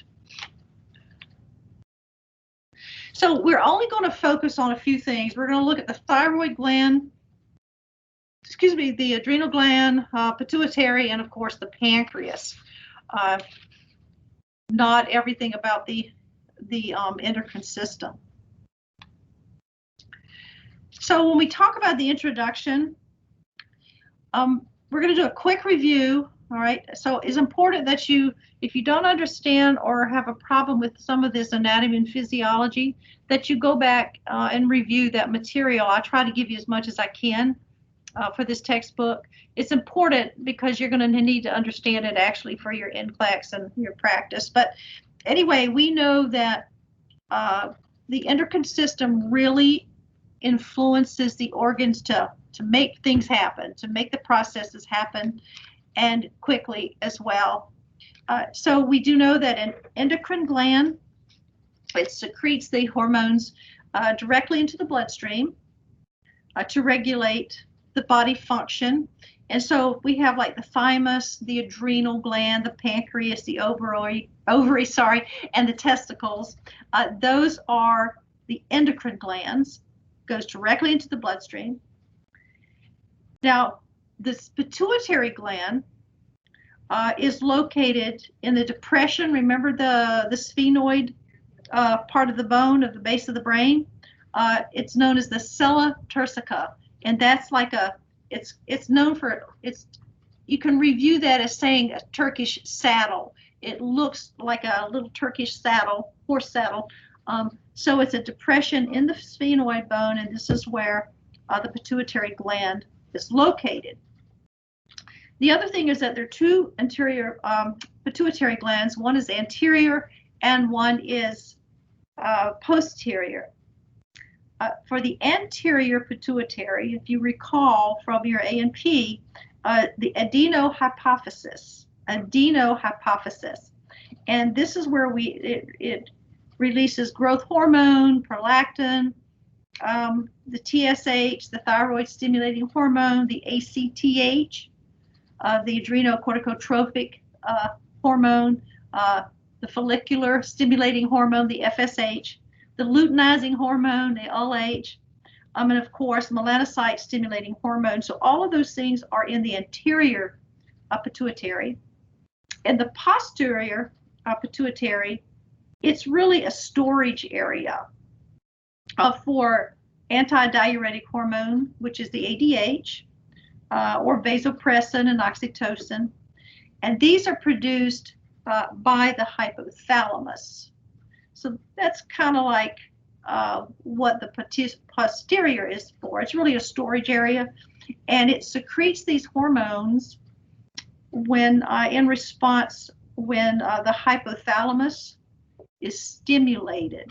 And so the endocrine system can be rather complicated, but again, it's important to just know the basics or review just the basics of this system.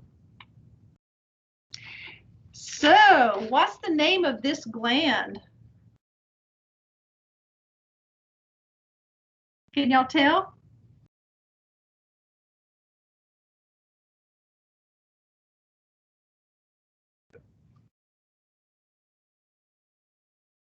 Anybody want to take a tell there? Pituitary? Yeah, it's pituitary. Very good. This is the sella turca says right here. Looks like it's kind of a saddle. And you have your anterior and your posterior. All right. So this is looking underneath the brain, basically. No, I don't think the brain does all this lights and stuff, but this is just a representation of what it looks like inside the body, in the brain. So let's talk about the effects of aging. And of course, there are definitely some effects of aging on this system. The thyroid gland is going to atrophy or get smaller. It slows the production of thyroid hormone, and which means there's going to be a slower metabolic rate. All right, everything kind of slows down. The adrenocorticotropic hormone also slows. And what happens with that is that there's reduced secretion from the adrenal gland, which is, on top of the kidney. So you have less estrogen, progesterone, androgen, and even glucocorticoids. So that's where those are located. The pituitary gland, of course, decreases, and you're going to have less serum growth hormone. So there's a lot of things that happen. Everything just kind of slows down, basically, in the system. Another important thing to really remember is that insulin secretion will diminish. And it will also, the insulin will be less sensitive. It's not the insulin that's going to be less sensitive, but the body is going to be less sensitive to the insulin because of these aging effects. And then there is a reduced ability for the body to metabolize glucose. So those are your just basic information on how the endocrine function is changed due to aging. So let's look at a quick check here. So the first one here, who would like to read that and give us the answer?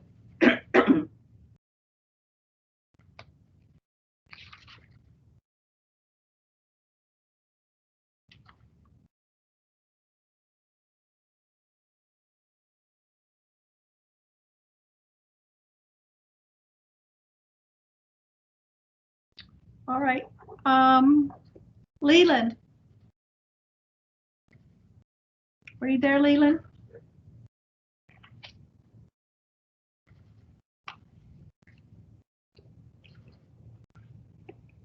No, Leland? Okay. Taylor, Rembert. Which Taylor? Rembert. Yeah, Taylor. Rembert. Uh-huh. Forms the bulk of the adrenal gland and produces mineralocorticoids, Uh-huh. glucocorticoids, and a small amount of sex hormones. Okay. Which part of the adrenal gland is this found? The adrenal cortex. Yay! Absolutely. Good job. Absolutely. Adrenal cortex. How about the second part there? Who would like to take that? I will. Okay, thank you so much. All right. So functions as a part of the sympathetic nervous system and produces two catecholamines. Uh-huh. That's the adrenal medulla. Yes, it is. Well done. Okay. Be sure y'all know this information, okay? Good job. So let's kind of review that again here. So let's briefly discuss the functions of the gland. Obviously, everybody can tell that this is a nice, cute little kidney, and sitting on top is the adrenal gland. Notice that they are superior to the kidney. They have two regions, the cortex and the medulla, which you just mentioned. The adrenal cortex is the outer layer of the gland. It has mineralocorticoids, the glucocorticoids, and the androgens. And the medulla, remember the medulla is at the core, or is deeper inside the gland, and it produces epinephrine and norepinephrine. Those are the things we need in our stress responses.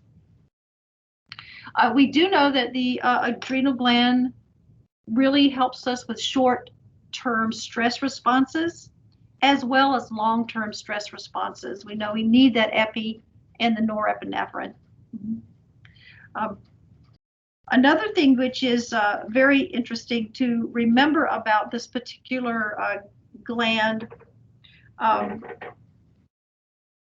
corticosteroids are secreted from the adrenal gland or adrenal cortex in response to long-term stress. So it eventually is secretes these corticosteroids from the adrenal cortex for this long-term stress.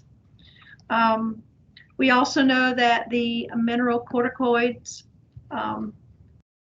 mostly aldosterone actually, causes sodium and fluid retention, which will also increase your blood volume and your blood pressure. So that's just a little bit about it. It goes into much deeper information. So there are three regions of the adrenal cortex. Remember, these are all broken up.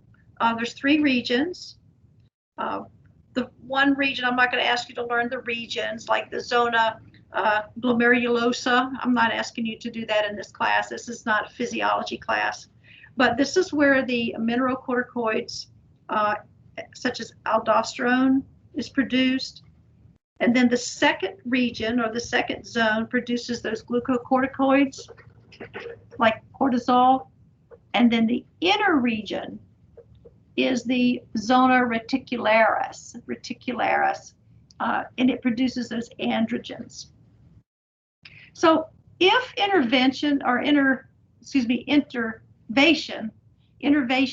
to the adrenal medulla were disrupted, what would be the physiological outcome? So in other words, if the adrenal medulla was disrupted, what would be the physiological outcome of that? This is the adrenal medulla. An impaired stress response. You beautiful, yeah, yes. The adrenal glands would not be able to respond to the hypothalamus during the flight and fight response or the stress response. So the response for that patient would be much more reduced. Okay. One thing to remember, and let me just check my note here, is that the short-term responses, when we're talking about the kidneys and the adrenal glands, of course, we have the epinephrine and norepinephrine. Basically what these do, they increase the oxygen blood supply to the brain and to the organs, so we can have faster muscle movement, and we breathe deeper, and the brain focuses and works so much better for us.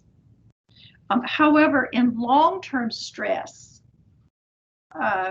cortisol is released, and basically what it does, it deregulates the immune system.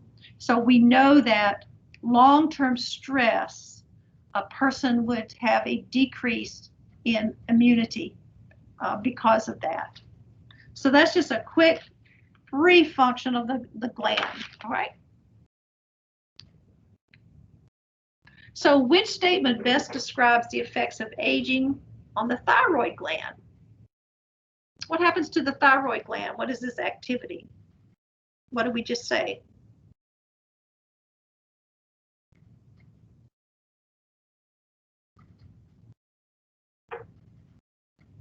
Does the thyroid get faster or slower? Slower. Sure, so what would be your answer? 1. Yeah. Yes, it will have a lower basal metabolic rate, a low BMR, because remember the thyroid gland will become atrophied and the activity decreases, so you're going to have a lower BMR. There's going to be less uptake of that radioactive iodine and less secretion and release of thyrotropin, which is something that you need in your body. So we knew that thyroid's problems are very serious. In fact, we're going to talk about hypothyroidism in just a moment.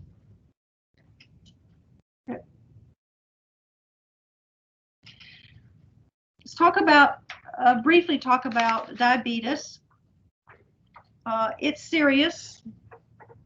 It has an increased risk of mortality, obviously, we know that.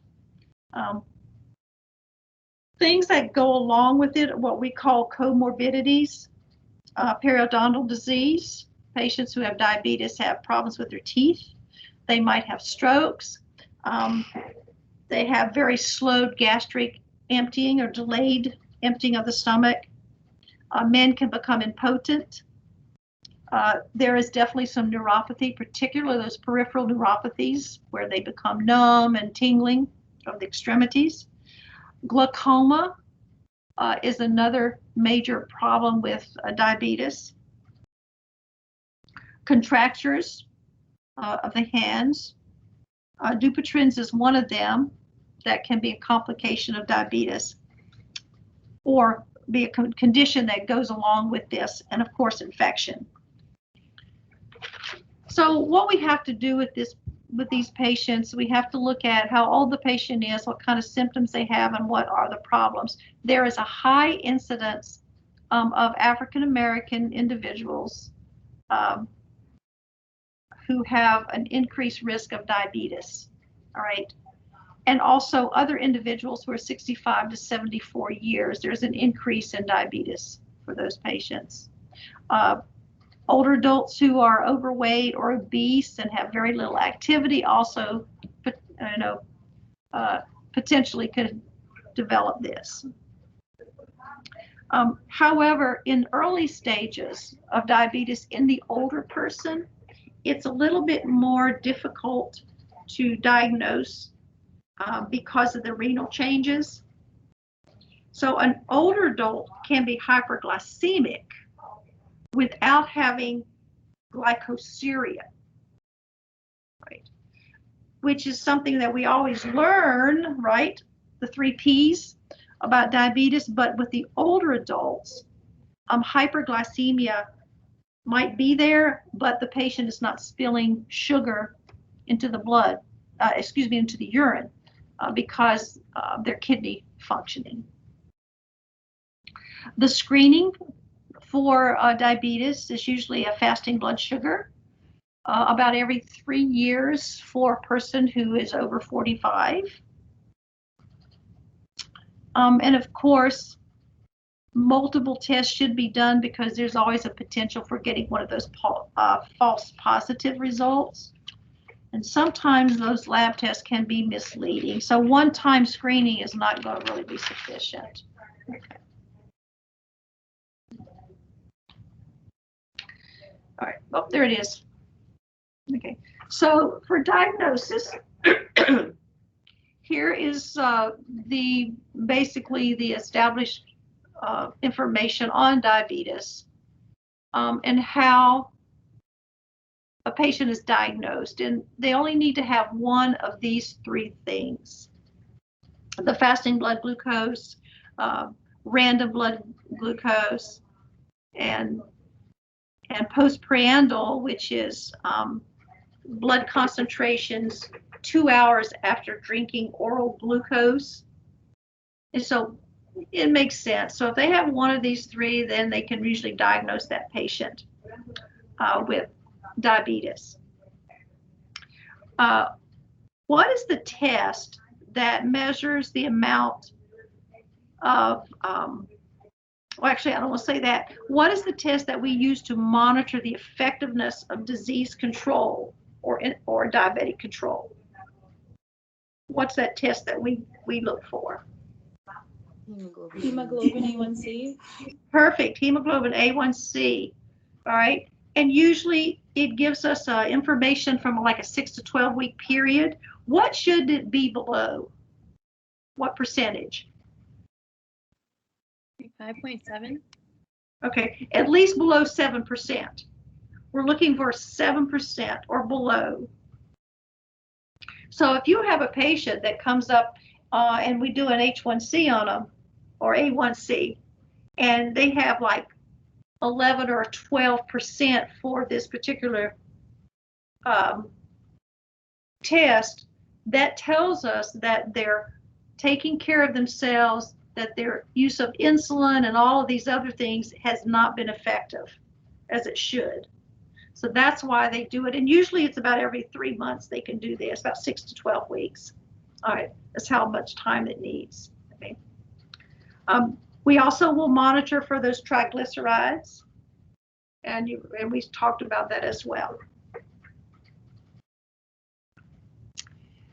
So for management, again, this is not a detailed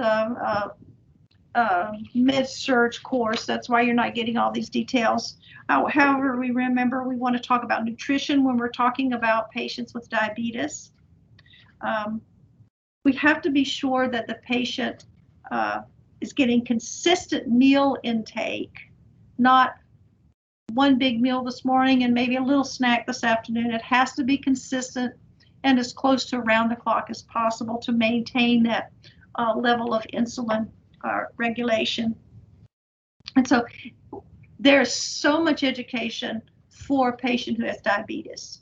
And there are diabetic nurses who actually, that's all they do is do all of this teaching. And there's lots of research. So if you want that kind of work, if you like to educate patients, you can actually study to become a diabetic nurse. And so they're definitely in great need. And if you have one in your hospital or your facility where you're working, be sure you get with them, and because there's such a wealth of information. We also need to look at activities for our diabetic patients, how they should monitor their glucose, when they should monitor it, why it's important to have plenty of fluids, and teach them about hypoglycemia and what are those signs and symptoms. Medications, of course, we always talk about medications. You know what to teach there. Monitoring, we want to tell them why we monitor it, what's the purpose of it, what is the goal of what we're finding, and how we do that. So that's all part of teaching. And these patients have to do that, particularly if they're newly diagnosed diabetic.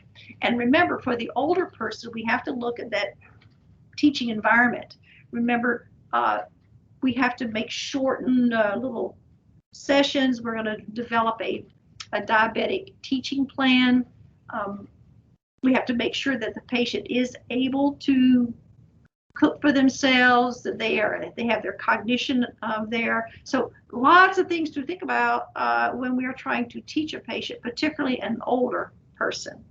And we can't teach it all at one time. It's just too much for them. Okay. Be sure that we're teaching them to recognize the signs and symptoms of hypoglycemia and hypoglycemia. Hyper and hypo. We'll talk about those in just a moment. Okay. We want to tell them about complications, to try to reduce complications, making sure we do appropriate foot care, to get annual examinations, of course, how to deal with sick days, should they be taking their insulin or their medications, and what they should be reporting to the healthcare provider. We need to teach them that. We know that with diabetes, retinopathies can occur. Blindness is a leading problem, all right? They also develop peripheral vascular disease, and we just talked about the issues with peripheral vascular disease back in circulatory. So it's a real issue for patients who have particularly long-term diabetes, all right? And hypoglycemia truly is more of a threat than ketoacidosis. Hypoglycemia, the brain will die, all right? There's many other things to think about for diabetes, like those neuropathies. How is it affecting their cognitive thinking? They tend to generally have higher UTIs. So all of these things need to be reported to the healthcare provider. So a person with diabetes, as you remember from your studies, has lots of teaching required, and also lots of ways that they need to take care of themselves. Okay, because it has definitely got some serious potential complications, renal problems, all of those things. So let's look at the 3 P's of diabetes. What are the 3 P's of diabetes? Polyphagia, polydipsia, and polyuria. Excellent. So be sure you know your 3 P's, okay? And the general signs of hypoglycemia, we can use the acronym TIRED, okay? Let's see. Tachycardic, irritable, restless, excessive hunger, and diaphoresis and depression, okay? For the older adults, hypoglycemia they can experience confusion, of course, some abnormal behaviors. Their sleep patterns are a little different or altered. They'll get nocturnal headaches, and sometimes they will develop slurred speech for the older person.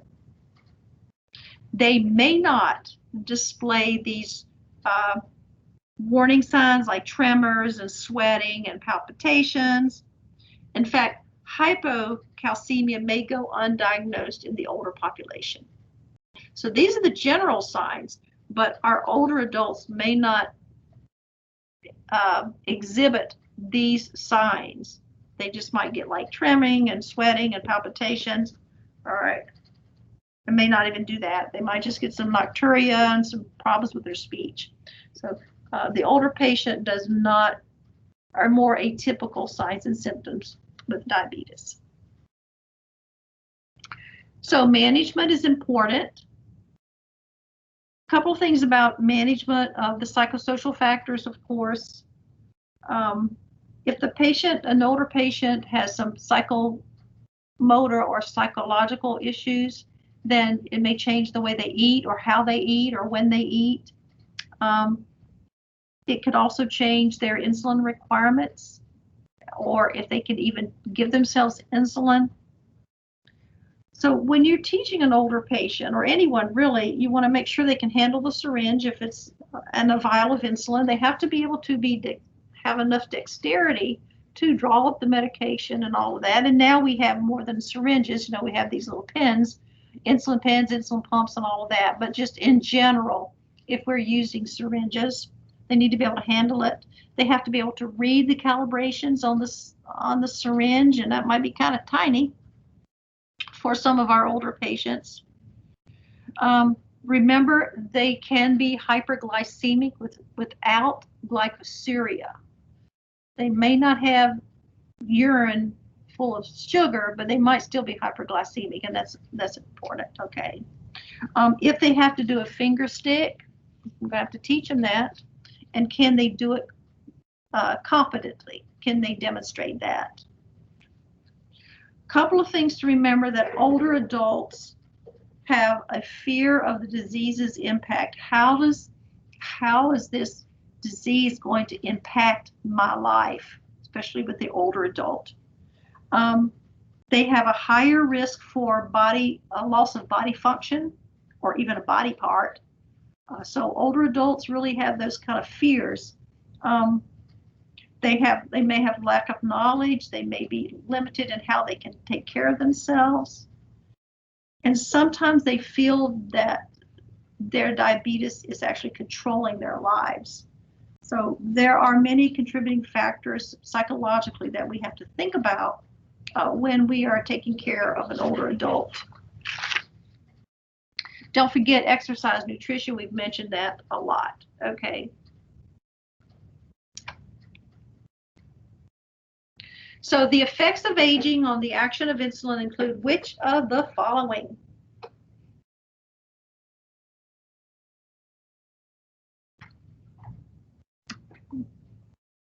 So what happens when we age? What happens to the insulin?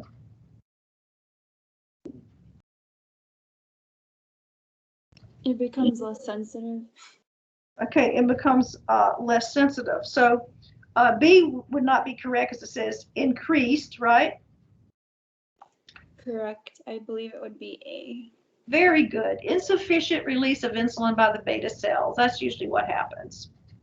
They have a decreased ability to metabolize glucose, and of course, and they do not really have a problem with that glucagon. All right. All right, a couple more questions here for you. Glycosylated hemoglobin levels monitor the average blood glucose levels over what period of time? 6 to 12 weeks.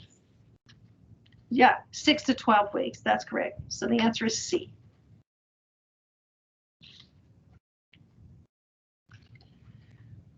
And is this true or false? Confusion and abnormal behavior are symptoms that may demonstrate hypoglycemic episodes in an older adult. What do you think? True. That's true. They may not have the usual hypoglycemic reactions. Okay. Tired. Remember, we looked at tired. Okay. All right, let's move out of diabetes. Just a quick check here. And let's talk about something else. So what is this person checking for, and why is it important? In relation to endocrine, okay.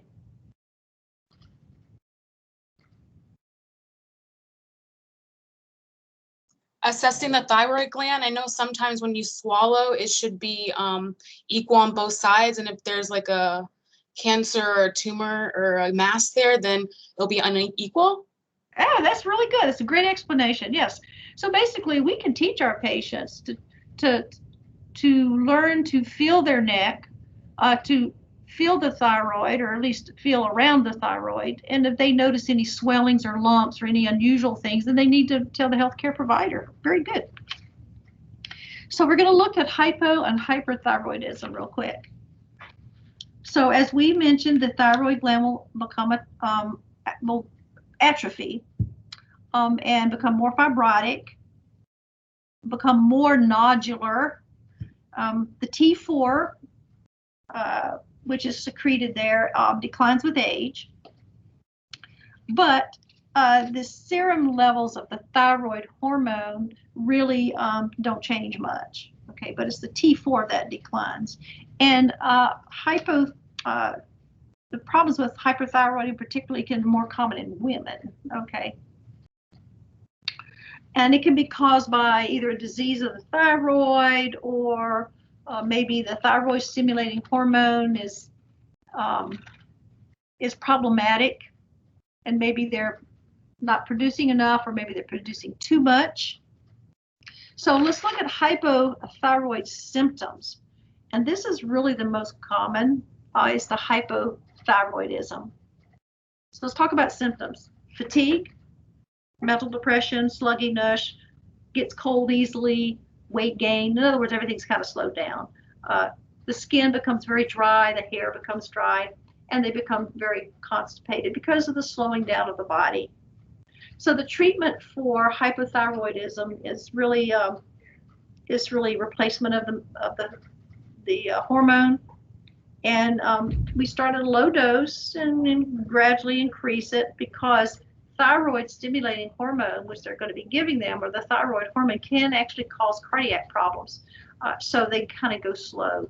The whole thing about giving medications to older patients is we start low and go slow, and change it slow. We don't want to just give them this huge amount of medication, because it could affect them really badly. And again, for your nursing actions, since we know they're cold, they have weight gain, constipation, you can think of some of those nursing interventions on how to care for those patients. All right. So hyperthyroidism is not as common in the older population. And so the symptoms of hyperthyroidism, such as muscle weakness, and the hands become trembling, and their heartbeat will go rapid, and they become tired. And then in this case, it's a weight loss, not a weight gain. Diarrhea or frequent bowel movements, and very much irritability and anxiety. Some of these symptoms are going to be altered because of the aging changes. And again, this is not as common. Hyper is not as common in the older population. The increased perspiration may not even be present, because remember, if someone has hyperthyroidism, the heat just gets to them. They flush and they start sweating. Totally opposite with the hypothyroidism. If a patient already has a history of chronic constipation, it could be that the stools that they have, such as diarrhea and frequent bowel movements for hyperthyroidism, can actually looks like they have regular bowel movements. Particularly if they have chronic constipation, then all of a sudden they have diarrhea or frequent bowel movements. Oh, they're getting better. Well, it could be they got hyperthyroidism. So again, just the difference between those two. Also, visual problems can occur. Have difficulty seeing with hyperthyroidism.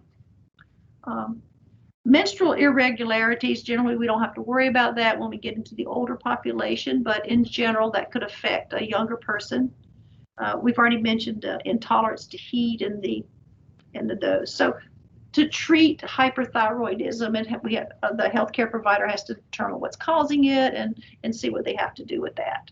All right, so we won't talk a lot about that. So we are finished. That's all we're going to be looking at in endocrine. We've done the hypo and hyperthyroidism. We did a little bit on diabetes. Okay, a little bit on the adrenal glands and how that affects our patients. All right, things that hopefully you are familiar with. Professor, I have a question. Yes, sure. Going back to the last, hypo and hyperthyroidism. Yeah, sure. For some reason, I always see questions either on ATI or I've seen on exams, or I still kind of get confused. The question kind of goes along the lines of, if you have hypothyroidism, do you have, it always says the T1, T2, they're like, I forgot if it was T1, T2, and then T4 is elevated, or it's somewhere along the lines where they're kind of like opposites, I think. The T1 and T2 as opposed to the T4. I'm not, it's just, I think it's just they're opposites, I think, if you're not understanding me. Right. For the older patient, the T4 will decline. So the T1, the actual thyroid hormones, they actually don't change. Is that what you're asking?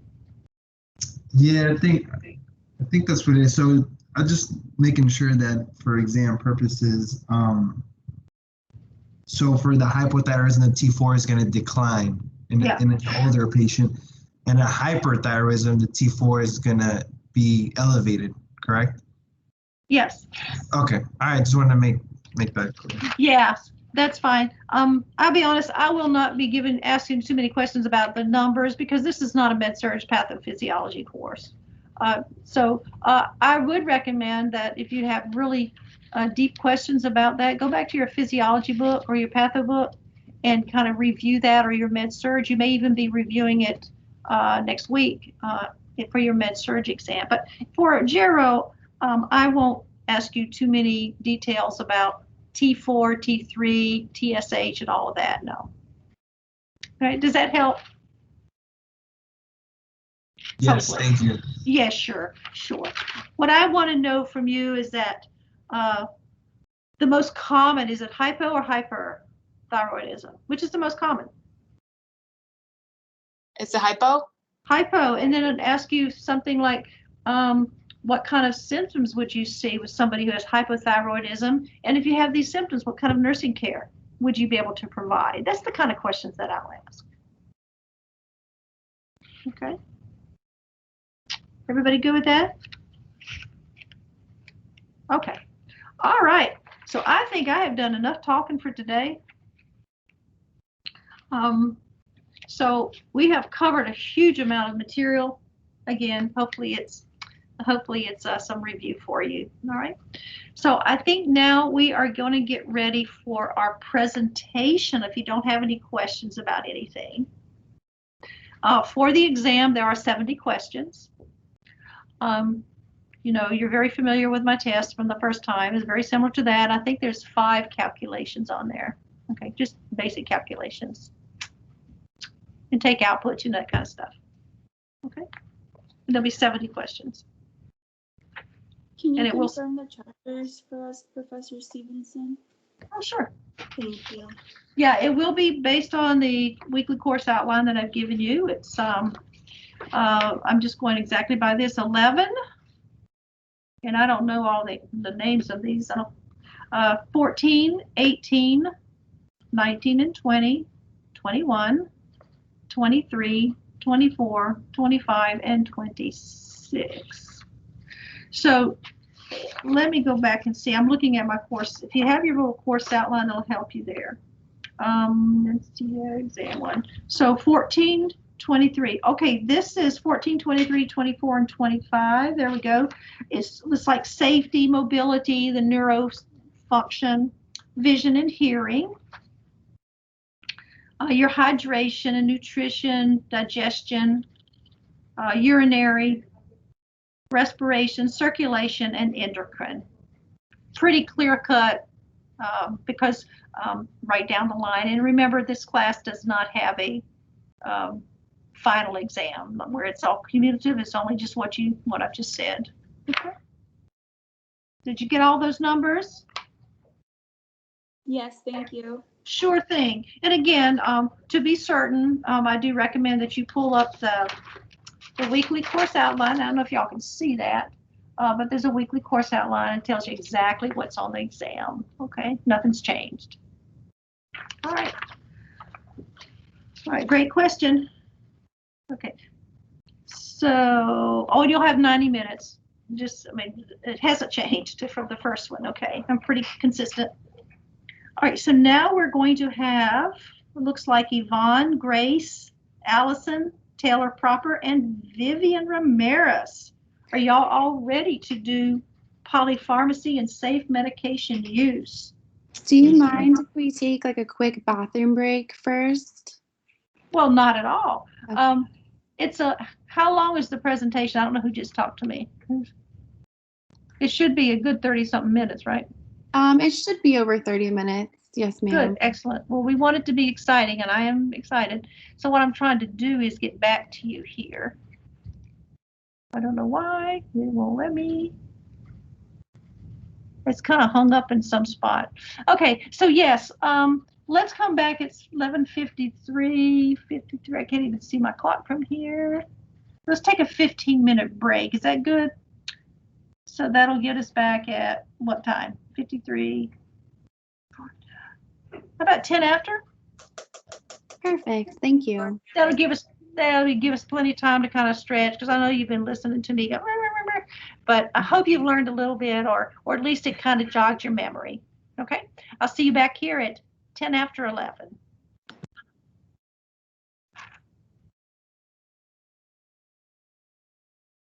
There you go. So I'm going to stop sharing right now.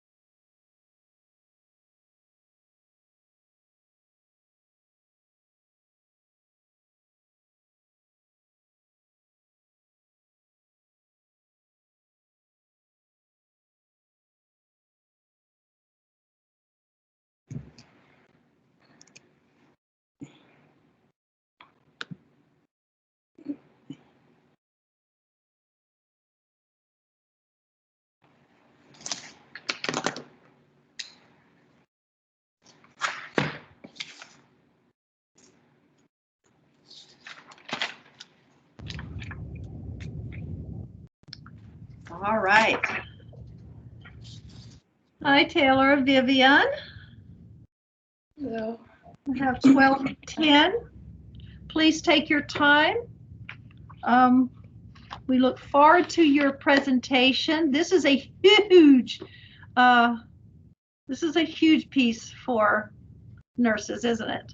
And I'm sure and for our older patients. Okay. So there we go. If everybody is ready, we will turn this over to our group. Let me get my notes to take notes. Whenever you are, take it away. Thank you. Okay, so we're going over chapter 17, polypharmacy and safe medication use. I'm Grace. I'm presenting with Yvonne, Allison, Taylor, and Vivian.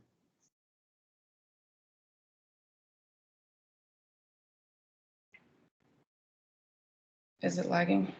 Okay, yeah, okay. So medication use among this special population presents challenges due to age-related changes. So as we grow older, various changes happen. So the elderly have decreased body water, decrease in muscle mass, and a decline in organ function, such as our stomach, kidney, and liver. So the geriatric population have less water weight, so the intracellular fluid is lost, resulting in a decreased volume of our body fluids. So water generally takes about 50% of the body weight in older, compared to 60% of the younger population. So due to the decreased amount, the body is unable to dissolve medications as thoroughly. There's an increased concentration, which consequently stronger medication effects occur. So next, along with the loss of strength and function, no, not next, like not next slide, but so along with the loss of strength and function, the elderly involuntarily lose muscle mass and the percentage of fat increases. So medication that dissolves in fat may get trapped in our body's fat cells and remain in the system for a longer period of time. Major renal effects include a reduction of our GFR, the glomerular filtration rate, due to the reduction of the capillary plasma flow rate and filtration. So variability changes may vary depending on the individual, such as atherosclerosis, which is promoted additionally by atrophy of the kidney. So careful dosage adjustment and lab monitoring is very important for the elderly. And additional attention should be given to those taking medications that have a high alert for renal impairment, such as metformin, NSAIDs, ACE inhibitors, and digoxin. Those are primarily prescribed to the elderly, and they require routine kidney function tests throughout therapy. And starting around the age of 40, our kidney function declines about 1% each year. Next. So our liver. Did you know that our liver shrinks about 20 to 40% throughout our lifetime? So as a result, there's a decline in blood flow, the enzymes needed to metabolize all the medication. So that's why there's an increased risk of medication collecting in the liver, resulting additionally in unwanted side effects, toxicity, and potential for permanent damage. The production of stomach acid also decreases, and the time for medication to reach the intestines is delayed. So digestion affects the rate at which medications enter the bloodstream. So the action of the medication is often decreased or delayed due to having a slower digestion. Next. So I'm going to talk about the pharmacokinetics and the pharmacodynamics, which are the principles in pharmacology. It's the process of when we administer the dose, following the actions, systematic circulation, the drug site of action, and interaction at the receptor site, which leads to the human body response. So pharmacokinetics refers to how we absorb, distribute, metabolize, and excrete drugs. So how do the medication get in? Where will it go? How is the medication broken up? And how long does it take to leave the body? So pharmacodynamics is altered due to the biologic and therapeutic effects of the drugs at the site of action on the target organ. So this results in increased adverse effect reactions due to the number of medications used by the elderly population, which is increased, they normally take more, and the age-related changes that alter the process. Next. So this chart is here, found in our book on page 225, and it's a simple overview of interactions among the popular drug groups. So here, commonly used drugs by the older population, just to name a few: antacids, anti-anxiety, antidepressants, anti-inflammatory, laxatives, sedatives. So the elderly are more susceptible to adverse drug reactions, drug-to-drug interactions, cognitive impairment, falls, hospital admissions, and even mortality. So it's important to know about all the possible interactions. So, for example, caution would be needed to take with tricyclic antidepressants due to the interactions of adjunct therapy with anti-anxiety, anticoagulants, and thiazide diuretics, with decreased interaction with the use of antihypertensives. So now passing on to Yvonne. Okay, so promoting the safe use of drugs. Pretty much one of the first things is to avoid potentially inappropriate drugs, and that's the Beers criteria. Pretty much in 1991, Dr. Mark H. Beers and his team, they published a paper, and they identified the, drugs that carry high risk for older adults. So they have the work on this list has been developed even further, and the criteria has been updated since then. Um, Pretty much the criteria includes drugs that were inappropriate to use in general, such as first generation antihistamine like diphenhydramine, doxylamine, hydroxyzine, promethazine, and tripolidine. And antispasmodics, they have the belladonna alkaloids, the cyclamine, scopolamine, anti-infectives, nitrofurantoin. And you can find more information. There are more medications on box 17.1. On table 17.4, they also explains about the drugs that were inappropriate to use in the presence of specific conditions. So if a patient has arrhythmias, it has a high potential of adverse reactions if they're taking tricyclic antidepressants, or if they have blood clotting disorders and or are using anticoagulants and they're taking aspirin, NSAIDs, or clopidogrel, they can have also a high potential of adverse reactions. Next, please.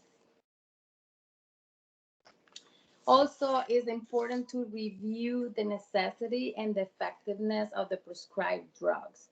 So, a nurse that is taking care of an older adult, it's important to ensure that the drugs are used selectively and cautiously, and also to review all the prescriptions that are, all that are prescribed and the non-prescription medications that the patient is using, and also ask themselves when they administer the medications these questions, and also teach the client, because a lot of times they are self-medicate, and they also the caregivers are in charge of giving them medications, to ask themselves about why is the drug order, is the smallest possible dosage order, or the patient is allergic to the drug, is there any interaction with any other drugs, with any supplements that the patient is using?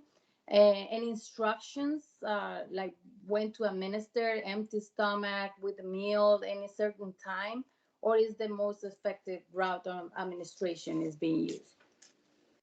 Next, please.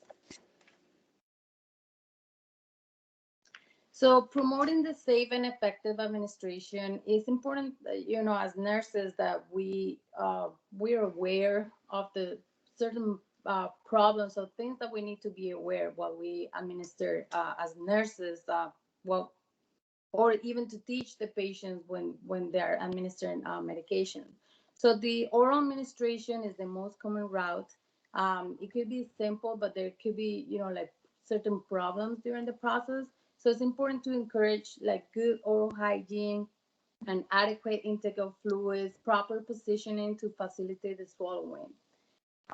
With suppository administration, the circulation to the lower bowel and vagina is decreased, and the body temperature is lowered in many adults.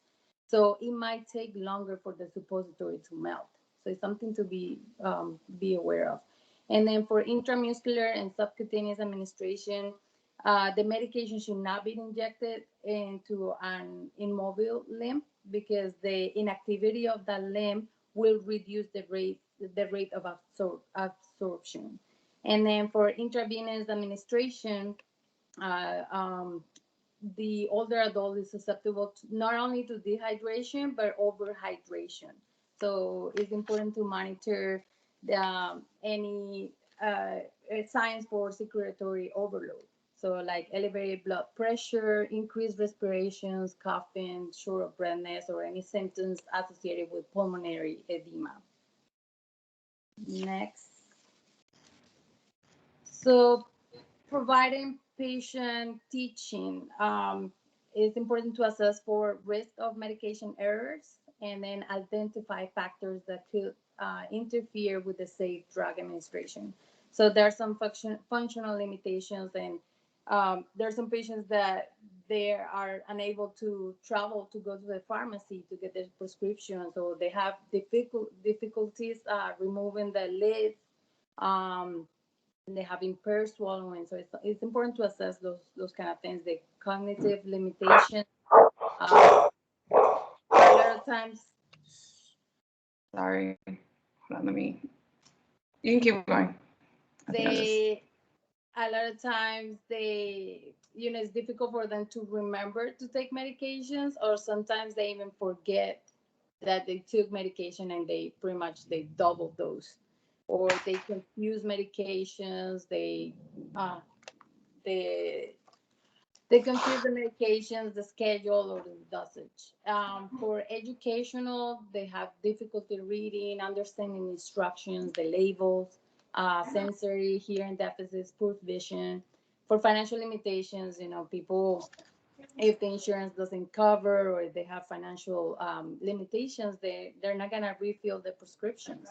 And there are even people that by choice they don't like the side effects, or they have denial of the condition, they might just stop taking the medication. Next, please.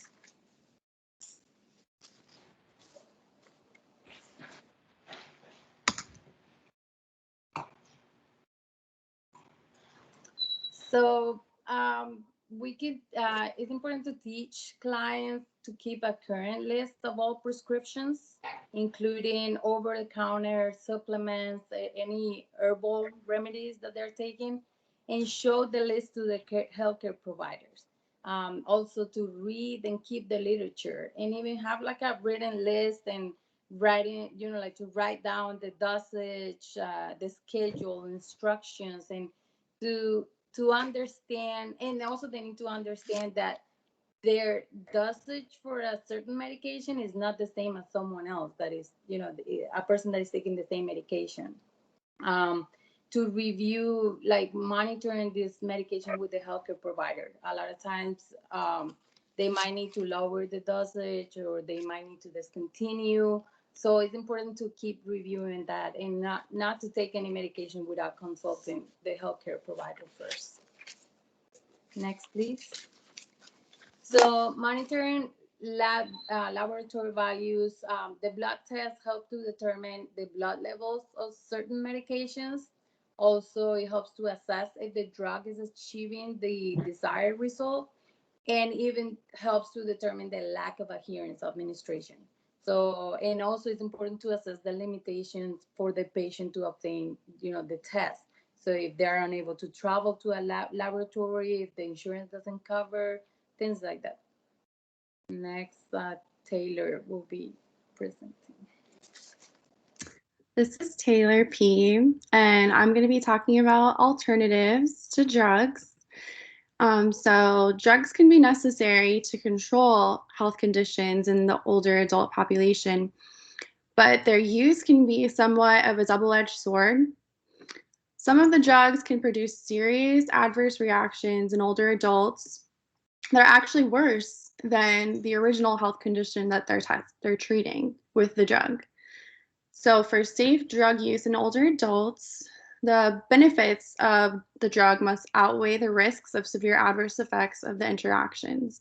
And it's important that they actually need to be taking the drug. As an alternative to drugs, lifestyle changes can be made to treat the underlying conditions, so they don't even need the medications that they're taking because they're treating the condition at the source.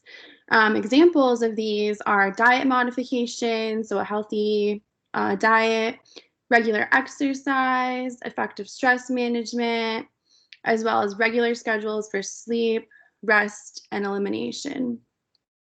Next.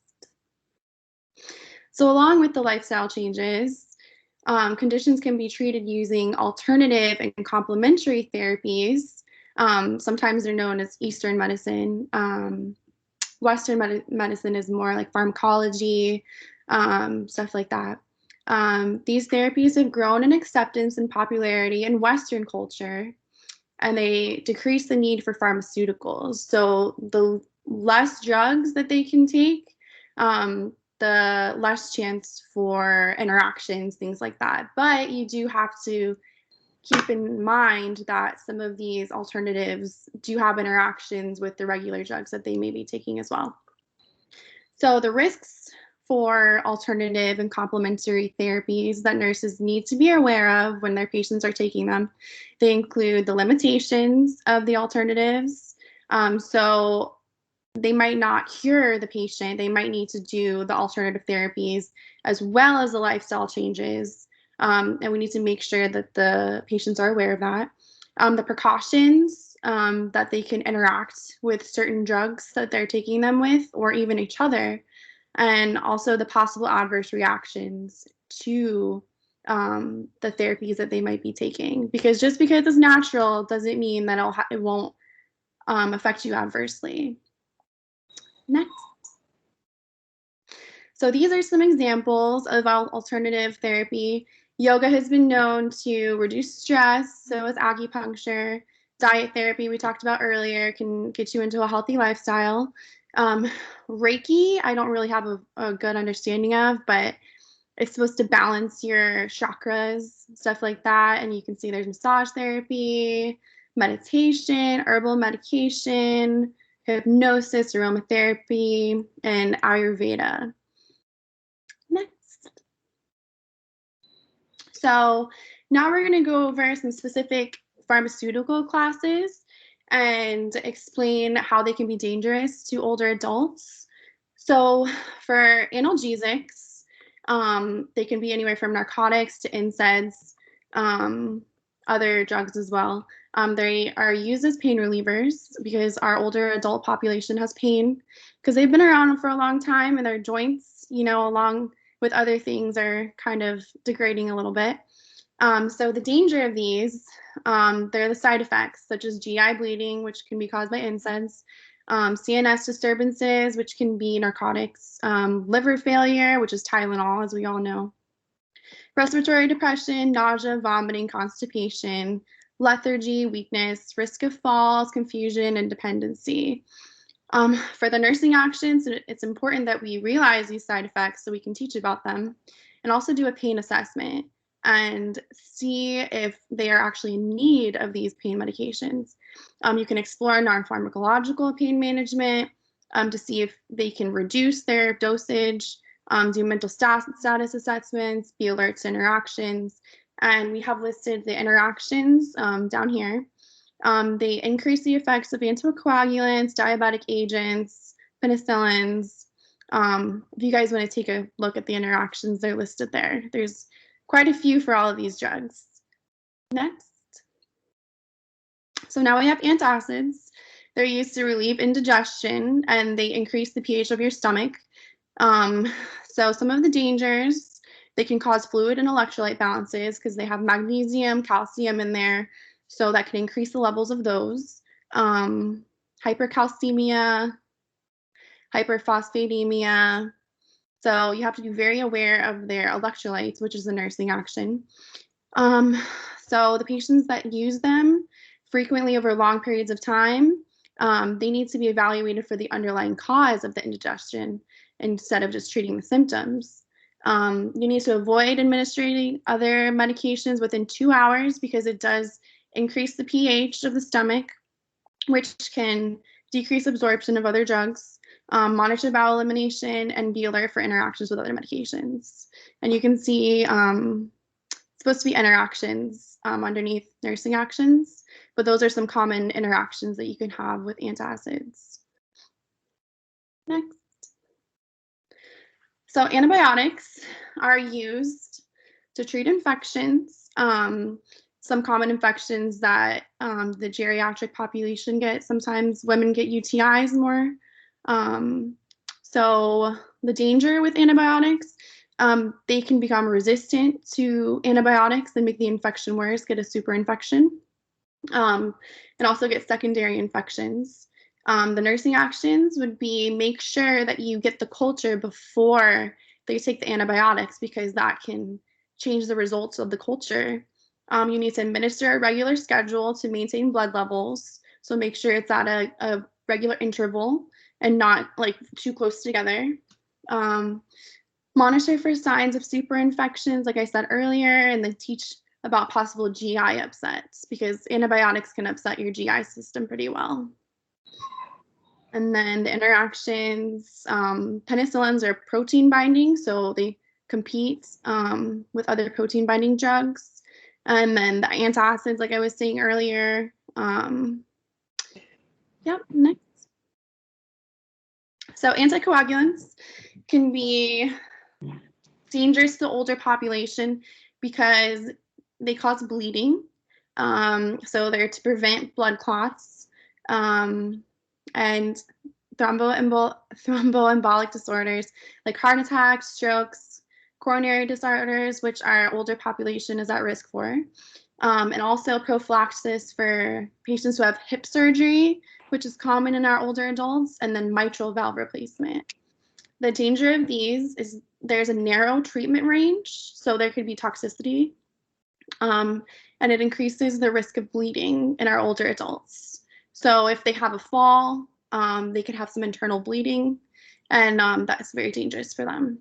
So the nursing actions, you need to monitor their PT-INR levels, administer at the same time for a consistent blood level, and you need to observe for signs of bleeding, like bleeding gums, bruising, and if they have a fall, make sure that they don't have like excess bruising, things like that, and maybe assess them for internal bleeding. So interactions, they increase the effects of CNS depressants, anything that's really a downer, antihistamines, beta blockers, propranolol, and then the effects are decreased by anticonvulsants and the increase of toxicity when taken with digoxin. Next. So now we have anticonvulsants, and these prevent seizures. They can also treat bipolar disorders, schizoaffective disorders, neuropathic pain, which can affect our older adults, and they also prevent migraines in some cases. The danger, there's a high risk of toxicity with anticonvulsants, and then drugs can worsen the existing liver or kidney disease. So you have to be aware of the liver and kidney, or the liver enzymes and the kidney function for these adults, so we can monitor the lab values of those. So we also need to monitor the blood levels of the anticonvulsants because of that risk of toxicity. And this is one of the ones where you need to avoid grapefruit and grapefruit juice. So the interactions, they increase the effects of analgesics, antihistamines, propranolol, sedatives, and tranquilizers. So those are like the ones that'll bring you down. So the anticonvulsants will increase those effects. And then they decrease the effects of cortisone and anticoagulants, and they increase the risk of toxicity with digoxin as well. Next. So anti-diabetics, this is like your insulins, or your insulins. The use is to prevent hyperglycemia in patients with diabetes, And one of the main dangers is hypoglycemia. So if you have too much insulin, you overdose on insulin, you can become hypoglycemic, which is dangerous to our older population. And also another danger, I guess you would say, is it's a challenge for older adults to inject themselves with insulin. So they might miss a dose, something like that. Their dexterity sometimes decreases when they age. So that's hard for them. It could cause them to, not take their medications. For nursing actions, you need to assess for hypoglycemia. You need to examine insulin sites regularly, make sure they're not getting infected.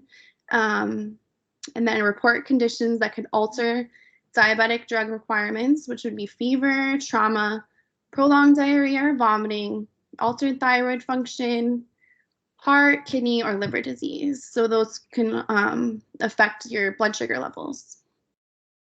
So the interactions, you can read the interactions later. There's quite a few. Go next.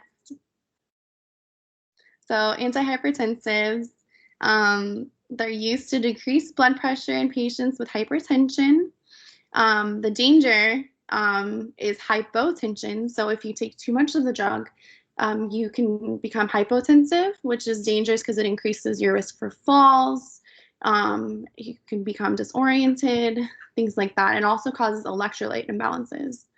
The nursing actions for antihypertensives would be to assess the blood pressure carefully, make sure you're not giving it if the blood pressure is too low already.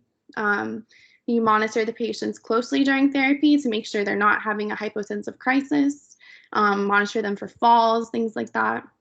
You need to obtain labs for electrolytes, make sure they're all within normal limits, and then teach patients they need to continue therapy even with the absence of symptoms. So sometimes patients will say, well, my blood pressure has been normal, I can stop taking my medication, but your blood pressure has been normal because you've been taking the medication. So that's definitely a teaching point for patients. It's quite common. The interactions, they increase the effects of barbiturates, anti-diabetic drugs, sedatives, thiazide and insulin. They decrease the effects of antihypertensives are decreased by amphetamines, antacid, antihistamines, salicylates, and TCAs. This is another one where you need to watch out for grapefruit juice. And then the individual hypertensive drugs have specific interactions, so you need to pay attention to those as well. Next. So NSAIDs, this is like ibuprofen. It's common for older adults to take them for joint pain. It treats mild to moderate pain and inflammation. The danger, it can worsen renal failure, raise blood pressure, and exacerbate heart failure. And there's a higher risk of developing delirium with these. And they also cause GI upset as well. Nursing actions, you need to administer with food or a glass of milk, which decreases those GI upset, the risk for that. And then ensure blood evaluations are done regularly. The interactions, they can reduce cardiac benefits of aspirin. They increase the effects of anticoagulants, insulin, diabetic agents, cyclosporine, lithium, penicillin, phenytoin, and sulfa drugs. And they can decrease the effects of diuretics and beta blockers. So next, Allison is going to take the rest of the drug classes. Okay, so I will be finishing up the review of drugs, starting with cholesterol-lowering drugs. As people age, levels of bad cholesterol can increase. So in an effort to lower the LDLs and raise the happy lipoproteins, interventions are used like eating a heart-healthy diet, exercise, weight reduction, and eventually possibly drug therapy. So the main cholesterol-lowering drugs are listed here. These drugs have shown benefit in reducing cardiovascular events and mortality in older adults. However, they can also impair liver function, interfere with glucose control in diabetics, and exacerbate gallbladder disease and gout. So nurses must monitor liver function tests and their results, as well as follow specific precautions for each specific category listed and watch for interactions among other drugs, which you can see listed at the bottom.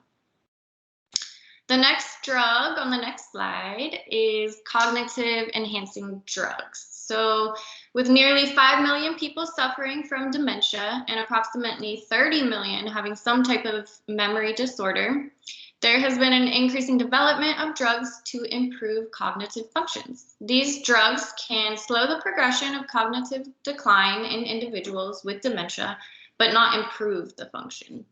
So the biggest concern with cognitive enhancing drugs in older adults is the increased risk of side effects, specifically the GI upset, and possible effect on cardiac conduction. So nurses must evaluate patients' mental status, cognition, and ADLs prior to and during therapy, as well as know which drugs to take with food, which to take on an empty stomach. And again, you can see the long list of drugs they interact with at the bottom here. So the next slide is digoxin. And digitalis preparations are used in the treatment of congestive heart failure, AFib, atrial flutter, SVTs, and extrasystoles to increase the force of contraction through direct action on the heart muscle. So the improved circulation also helps with any edema associated. Daily doses in older adults typically should not exceed 0.125 milligrams because the biggest danger with digoxin is digitalis toxicity. So nurses should look for signs of toxicity, which include nausea, vomiting, and irregular heartbeat. They should always assess vitals before administering this drug and monitor the potassium levels, since hypokalemia makes patients more susceptible to toxicity. So next slide, we have diuretics, and diuretics are used in the treatment of a variety of cardiovascular disorders like hypertension and congestive heart failure. So older adults are already at a higher risk for developing fluid and electrolyte imbalances, and diuretic therapy definitely increases this risk. So nurses need to monitor the I's and O's, evaluate electrolyte levels, as well as glucose and BUN levels, and monitor diabetics especially closely, since the diuretics can worsen liver disease, renal disease, gout, and pancreatitis. So here are the interactions, once again listed down below. The next drug is laxatives. So the tendency of many older adults to be less active, consume low fiber diets, and take medications that are constipating, as well as the age-related reduction in peristalsis, causes constipation to be very common in the older population. So laxatives can help with this, but of course come with associated risks like intestinal cramps and excessive fluid evacuation. So they can reduce the effects of many oral medications or deplete the body's fat-soluble vitamins. So nurses should focus on prevention strategies with their patients and emphasize the importance of fluid intake so they potentially don't have to use laxatives at all. And we have 4 more drugs. The last 4 are psychoactive drugs, and the first one is anti-anxiety drugs. So with financial worries, death, crime, illness, and many of the other problems commonly faced by older adults, there's a legitimate cause for anxiety. But according to the Diagnostic and Statistical Manual of Mental Disorders, anti-anxiety medications should only be used when there is a generalized anxiety disorder, panic disorder, anxiety that accompanies another psychiatric disorder, sleep disorder, delirium, dementia, or significant enough anxiety that creates such distress, making the person a risk to themselves or others. They're not to be used for anxiety that is preventable or correctable. So when they are deemed necessary, benzodiazepines are common anti-anxiety drugs used in older patients. And the danger that we worry about with older adults is that they're more likely to experience side effects, which could include dizziness, unsteady gait, drowsiness, slurred speech, and confusion. So for this, the nurse should educate patients about changing position slowly, not operating heavy machinery, monitoring for GI upset, and this is one where you want to avoid the grapefruit. So antidepressants is next, and the incidence of depression increases with age, contributing to it being the major psychiatric diagnosis in older adults. Some older adults have struggled with depression throughout their lives, or it could be a new symptom in response to life circumstances that they are now facing. So TCA antidepressants can have a high risk of things like cardiotoxicity, orthostatic hypotension, anticholinergic effects, and arrhythmias. Therefore, SSRIs are usually recommended for older adults and tend to have less danger associated with them. However, dry mouth is common, so nurses should monitor oral health. They should also recommend therapy in addition to antidepressants and monitor for worsening depression or suicidal behaviors. Some interactions to note are the effects that can be increased by alcohol and diuretics, and some drugs can increase the risk of seizures. So next we have antipsychotics. And these medications are commonly used to treat older adults with delirium, agitation, and psychosis due to Alzheimer's disease and schizophrenia. However, these drugs can have profound adverse effects like postural hypotension, sedation, and falls. There's also a black box warning for second-generation antipsychotics for increased cerebral vascular adverse events and mortality.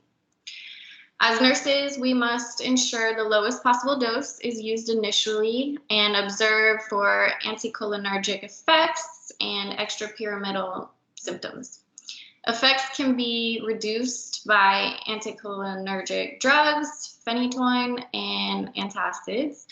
They can increase the effects of sedatives and antihypertensives and decrease effects of levodopa. So finally, we have sedatives and hypnotics. These are often prescribed for older adults for the treatment of insomnia, nocturnal restlessness, anxiety, confusion, and related disorders. So because tolerance to sedatives can develop after prolonged use, continued evaluation of effectiveness is necessary. Before these drugs are used, nurses should evaluate factors contributing to insomnia like lighting, noise, temperature, etc. And then once the drugs are prescribed, nurses should monitor for increased risk of falls and fractures. Effects can be increased by alcohol, antihistamines, and phenothiazines. They can increase effects of anticoagulants, antihistamines, and analgesics, as well as decrease effects of cortisone. So now we're going to go into our case study. So seeing that education is such a big role of the nursing, of nurses, that's why it's important to encourage patients to do like medication reconciliation, to make sure that they're not over-medicating or under-medicating, especially if they're taking their medications from home and have multiple doctors. And, we encourage, look at maybe your family members' medications and see if they might be experiencing that. And specifically our case study, we have Miss Smith here, not her real last name for HIPAA reasons. But it's a pretty good example of different kind of medications that she has multiple things going on. And in her case, her medications would have to some outweigh the possible adverse effects that she might have from certain medications because of her past medical history. So she's a 90-year-old female with allergies to penicillin, iodine, betadine. Her admitting diagnosis was increased confusion, and her past medical history, many was dementia, peptic ulcer disease, cardiopulmonary disease, chronic kidney disease, stage 3, hypokalemia, anemia, anxiety, and depression. She is a patient at where we were going for clinicals. She's in the dementia unit. So on assessment, she had generalized weakness. She was awake, alert, but only oriented to self. And she appeared to be, the day we saw her, appeared to be more talkative than usual. She was very anxious and like asking questions and stuff. So the nurses kind of took it upon themselves to give her some of her PRN medications to help ease her anxiety. But a pretty cool thing we wanted to show you guys was, I don't know if those in the medical field have heard of the app called Hippocrates, but we encourage you all to download it like on your phone. It's either, you know, on Android or Apple. And it's a pretty cool website. I pulled up the website version of it, but the app version is easy to use. And you basically just put in all the medications they're on. And then it shows here which ones are contraindicated or which ones kind of like avoid to use. She's not on all of them all the time. Some are just PRN. So in those cases, you know, you may have to look out for making sure not to give them at the same time or watch out for like the time frame, but kind of to show how to use the app and the website here. So she was also on acetaminophen.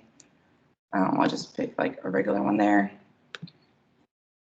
Oh, I guess it will delete the other ones, but because I had already kind of pulled up a summary of it, but because she was also on a lidocaine patch, it shows a contraindication, but she's only on the acetaminophen for if she has a fever over 101. So when that case, if that were to happen, then, you know, the nurse and the provider would see if if she can do without the patch at the moment, or can kind of make their decisions upon that, or just kind of keep an eye out for any contraindications. Back to this site. So this little printer view, I forgot to mention, is what takes you to this more consolidated view. So it's pretty cool if you have family members or yourself who take multiple medications, you can kind of pull in all your medications and show which ones show preferably to use like an alternative or what to look out for exactly. Like there was, let's see, like this one, for example, she is on the buspirone and ondansetron. So what the nurses will know to look out for like a serotonin syndrome because it can cause additive effects, those two drugs mixed together. So it's a pretty neat app to have on your phone, whether for your patients or yourself, especially if you're nursing and you kind of want to question a physician's orders, if that medication is okay to give to your patient, you can quickly just look up the app on your phone and that's what the app icon looks like. And there's actually a link to if you want to do the online version. And then that's kind of what the main screen looks like. And then you would click right here, interaction check. And that's where you just start putting in the medications. And then you could see if they have any interactions. And anyone have any questions? That's it. Any comments from the class?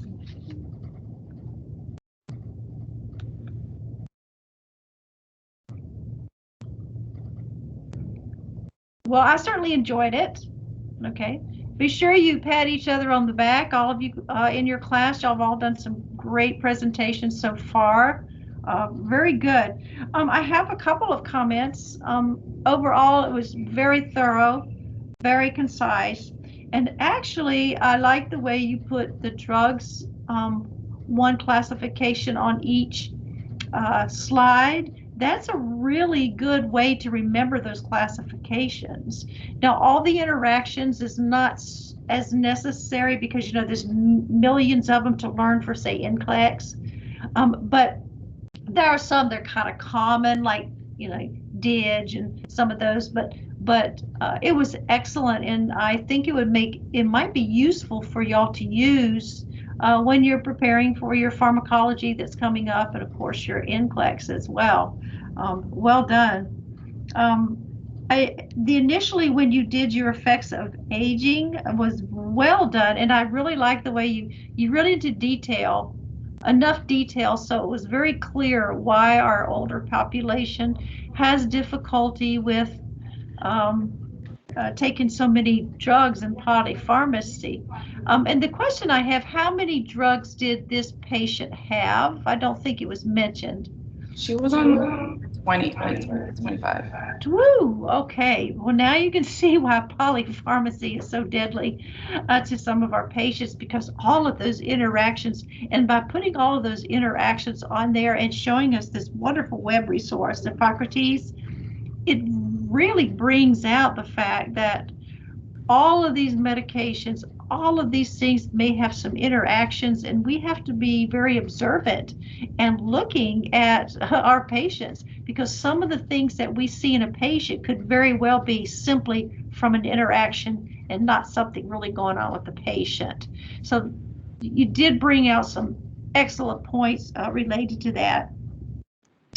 Let me ask you this. When you got to NSAIDs and phenytoin, I forget what you were talking about, but does anybody know what phenytoin is?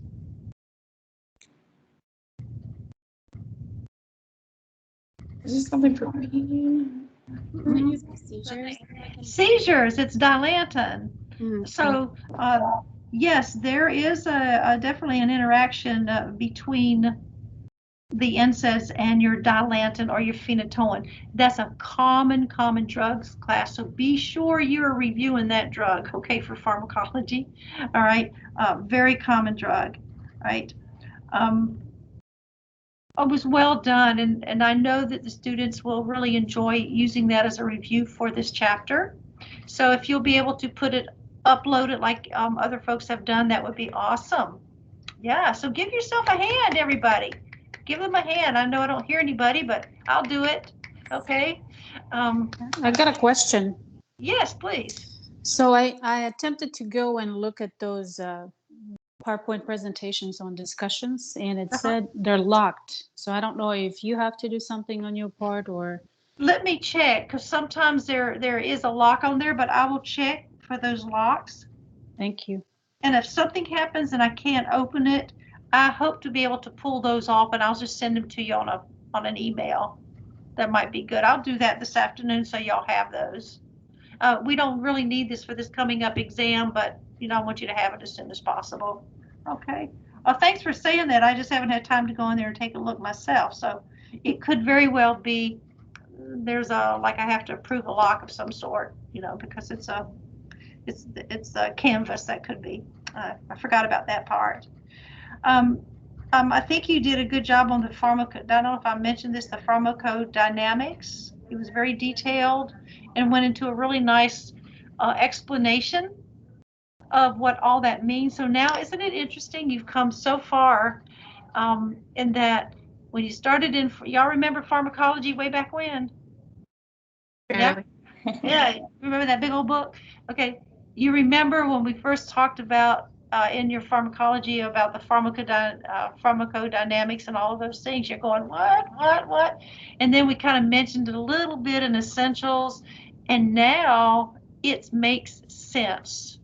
I hope it has come together and made some sense as to why we need to understand how the drug is distributed and where's its target site and what it's going to do when it gets there.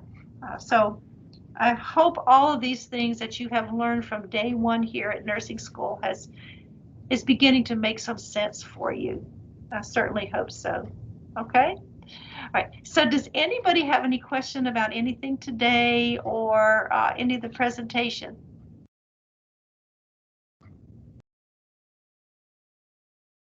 We do have. Go ahead. Sorry for the interruption. There was a loose dog in my neighborhood, and a neighbor thought it was mine, and then the dog wouldn't leave the front steps. So that was all that.